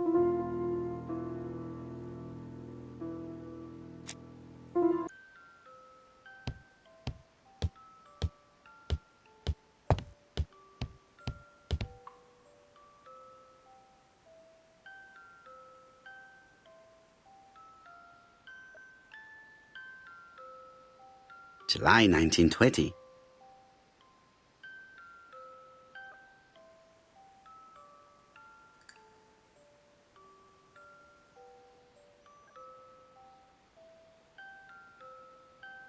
February 1920.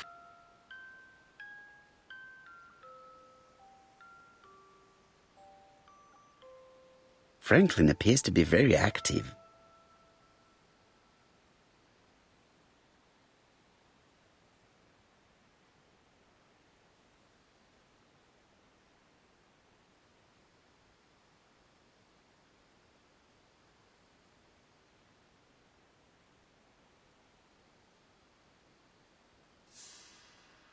Franklin Clark appears to be a typical British gentleman, a good sportsman, a hunter, a traveller.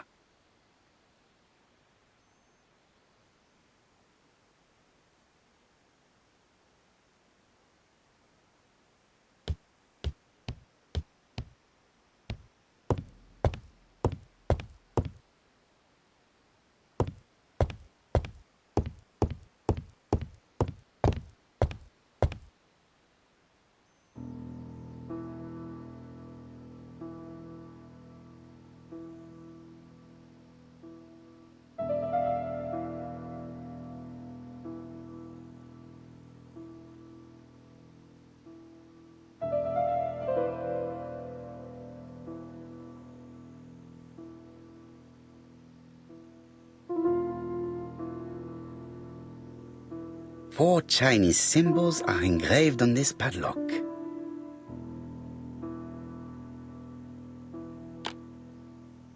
I won't manage to do it randomly. Should I look at the rest of the facade, maybe? Well, well. The characters engraved on this disc resemble those engraved on the padlock.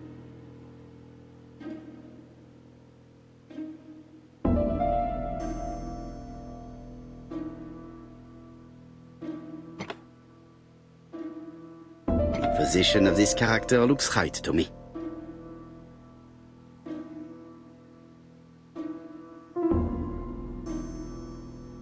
The position of this character looks right to me.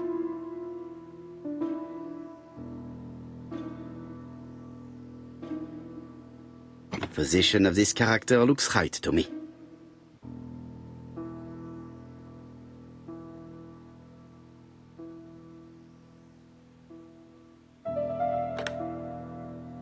Position of this character looks...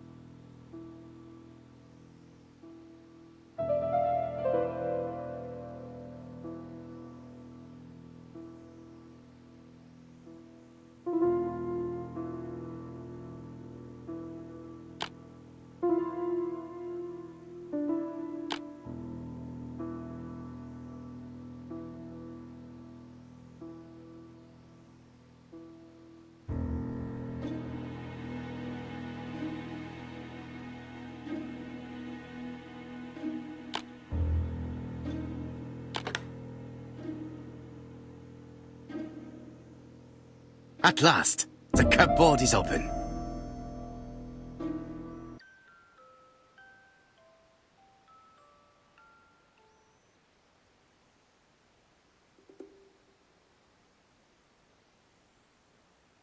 Genteel and wild, English countryside revisited.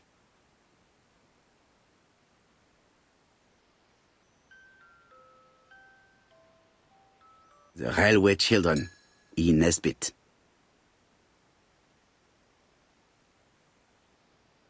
For Franklin, und Effie's Christmas, 1910.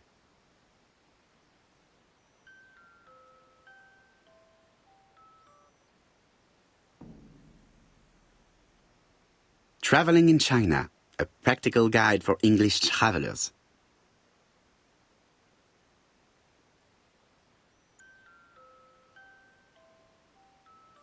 Helmet, flask, and rifles. Franklin is very well equipped.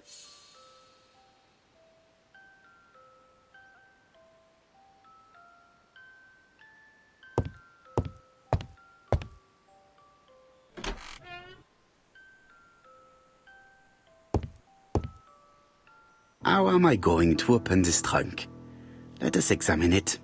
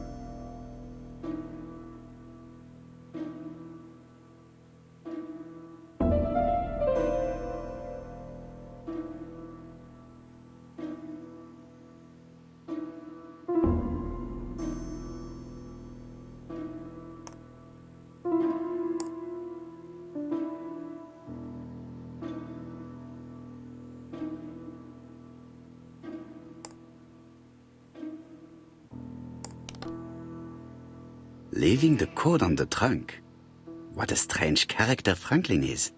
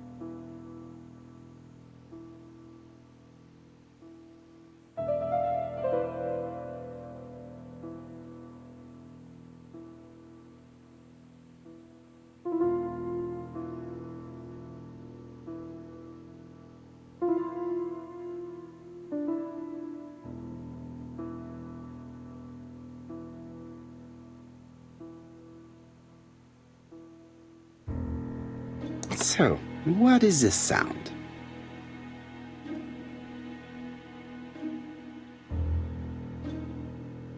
I should be able to open the trunk now.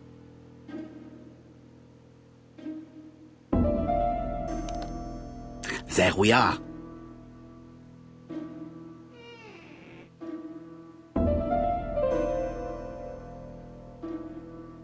A pile of books, including one about dragons. Nothing interesting.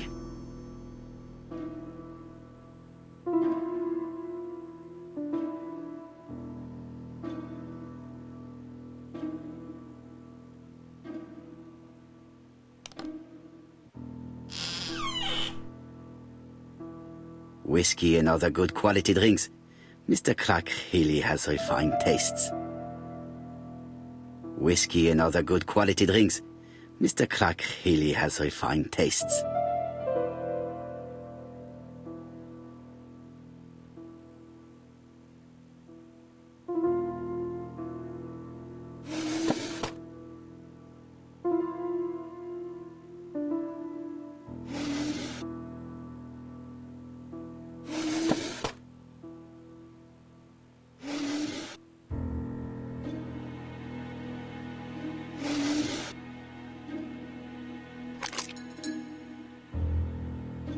Why has Franklin put an Allen key inside his trunk?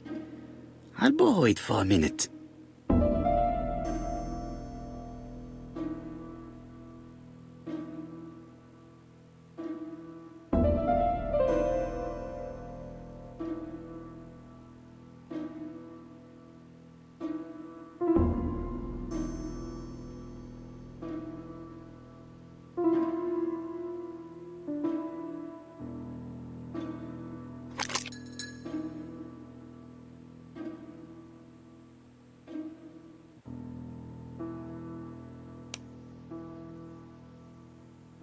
An Allen key. It can be used in 5 positions.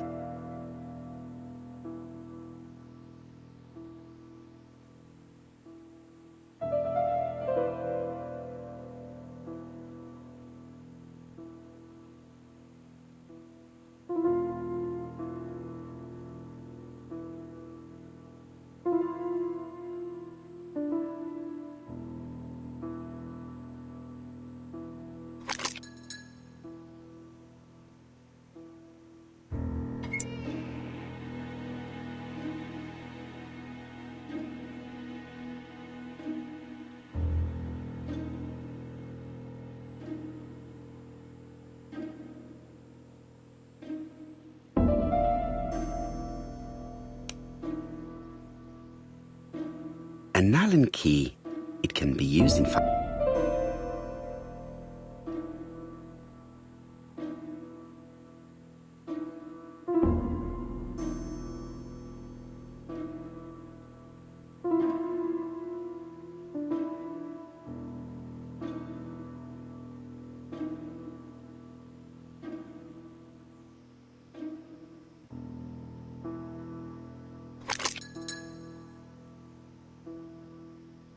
Another screw.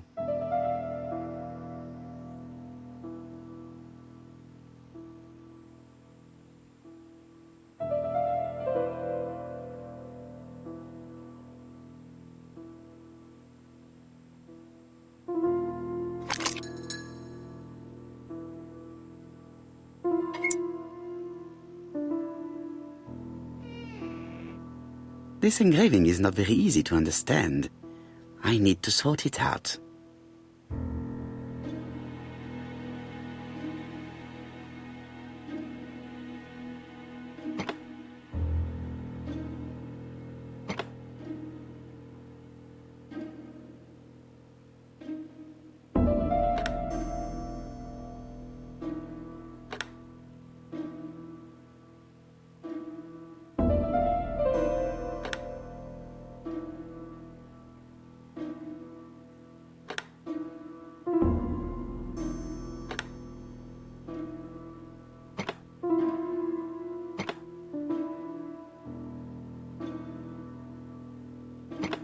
It is blocked.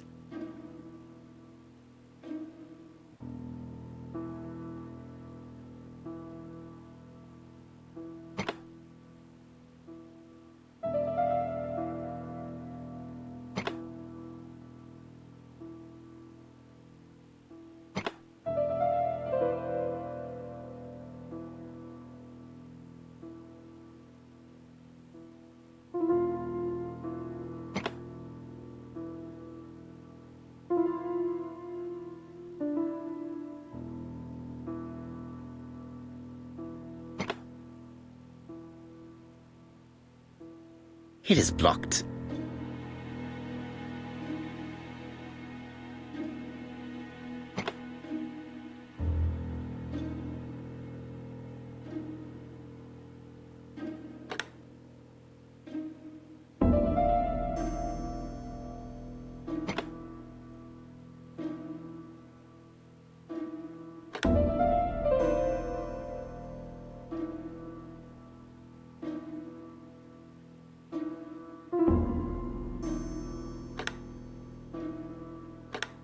It is blocked.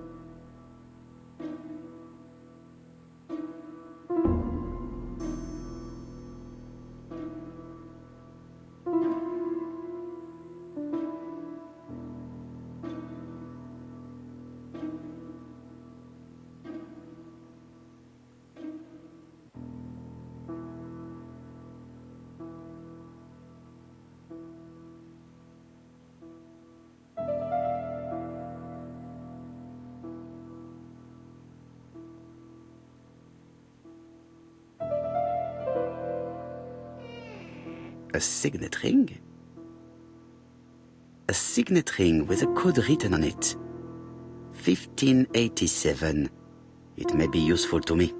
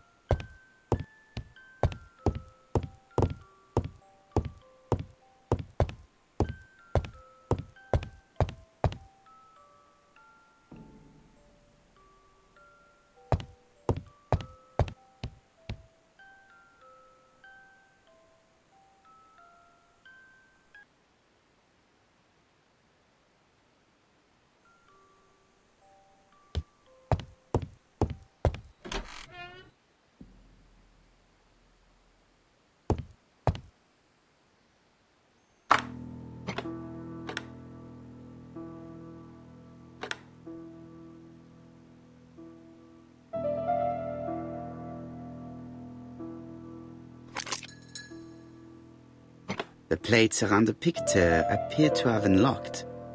I think I've already seen these symbols on Franklin's trophies.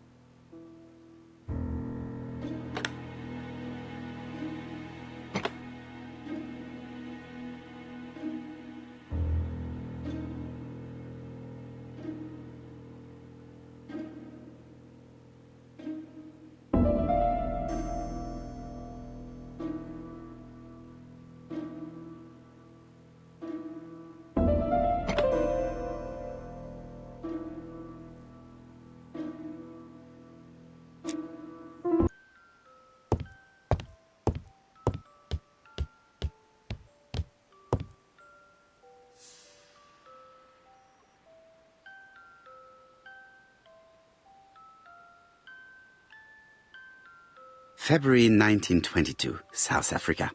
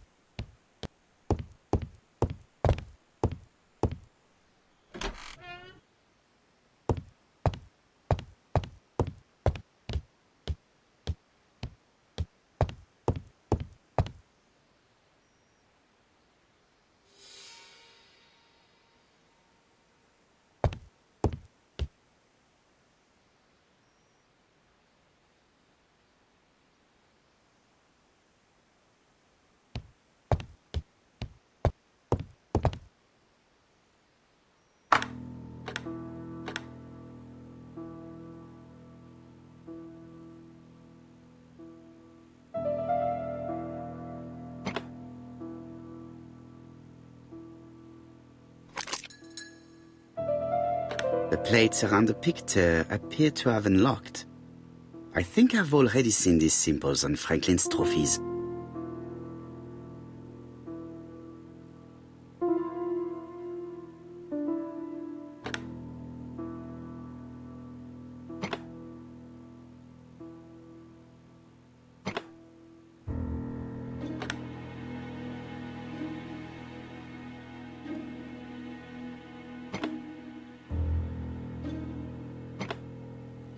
The Lion of Sumatra.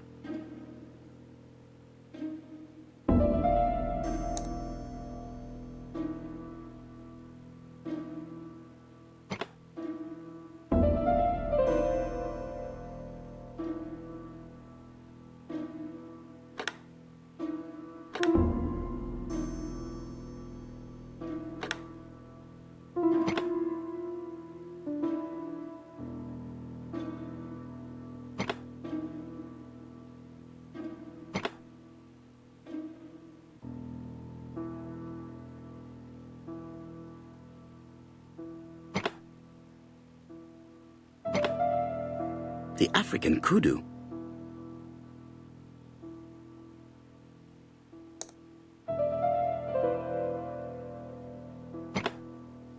The Alaskan Kodiak bear. I heard the sound of a mechanism. Strange way of protecting one's safe. Triangulating one's hunting sites on a map.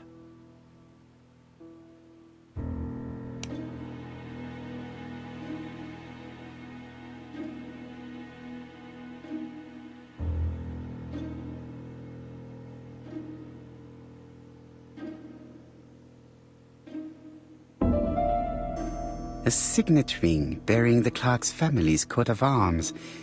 A number is written on it.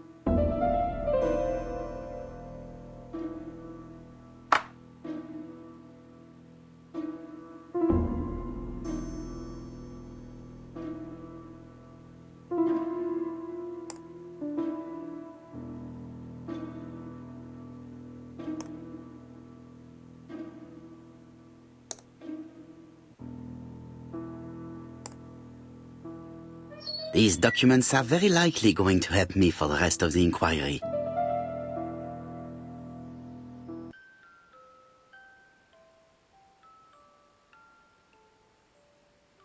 A dozen gold sovereigns.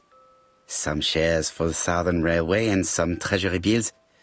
This is not worth much, hardly enough to justify your robbery. Charlotte Clark, Comside, Chuston, Devon. To Mr. Franklin Clark, Peninsula Hotel, Salisbury Road, Chim Chat Sui, Kowloon, Hong Kong, Comside, 1935, January 1st. I wish you with all my heart a happy year 1935. Writing my greeting cards, I have affectionate thoughts for you, always smiling as a child, sailing to distant countries and bringing back to us trunks full of wonder. At home, everything annoys me, starting with this young Thora Sir Carmichael is so fond of. I have nobody to share my feelings with, so I write to you. How can I tell you what happens to me? The simplest way the better. I am doomed. I still have 1 year to live, no more. How do I know? I opened the secret drawer of Carmichael and read a letter not addressed to me. In this letter, Dr. Logan tells my husband in the most direct way the truth he conceals from me. Sir, I know, but my husband doesn't know I know. Please don't tell him. And if he shares the truth with you, act as you are surprised. Carl will probably speak in his usual convoluted way, but I wanted to be the first to announce it to you. It does matter to me that you are aware of what happens in Comside. Warm regards, Charlotte. Sir Carmichael Clark, Comside, Churston, Devon, to Mr. Franklin Clark, Peninsula Hotel, Salisbury Road, Tsim Kowloon, Hong Kong. Comside, 1935, January the 12th. Dear Franklin, first, I wish you a good start to a successful new year. I have received your letter dated December 10th. Thanks for defending my interest against Wang, this robber. Things could have got pretty bad if you weren't a real cold-blooded guy. I envy you for that. Things go on here much as usual. Charlotte is moderately free from pain. I wish one could say more. You may remember Thora Grey. She is a dear girl and a greater comfort to me that I can tell you. I should not have known what to do through this bad time but for her. She has an exquisite taste and shares my passion for Chinese art. No daughter could be a closer or more sympathetic companion. Life has been difficult, but I am glad to feel that here she has a home and true affection. You wrote me you want to stay in China for 1 more year or even longer. I don't object. The longer you stay, the more opportunities you will have to increase our collection. Nonetheless, you should know that we miss you here, and that Charlotte will be gone by the time you come back. I am, dear Franklin, your truly affectionate brother.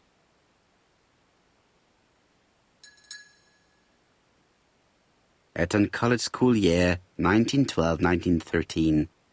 Franklin Clark. School report for Franklin Clark. According to his teachers, Franklin was a good student, but lacked discipline.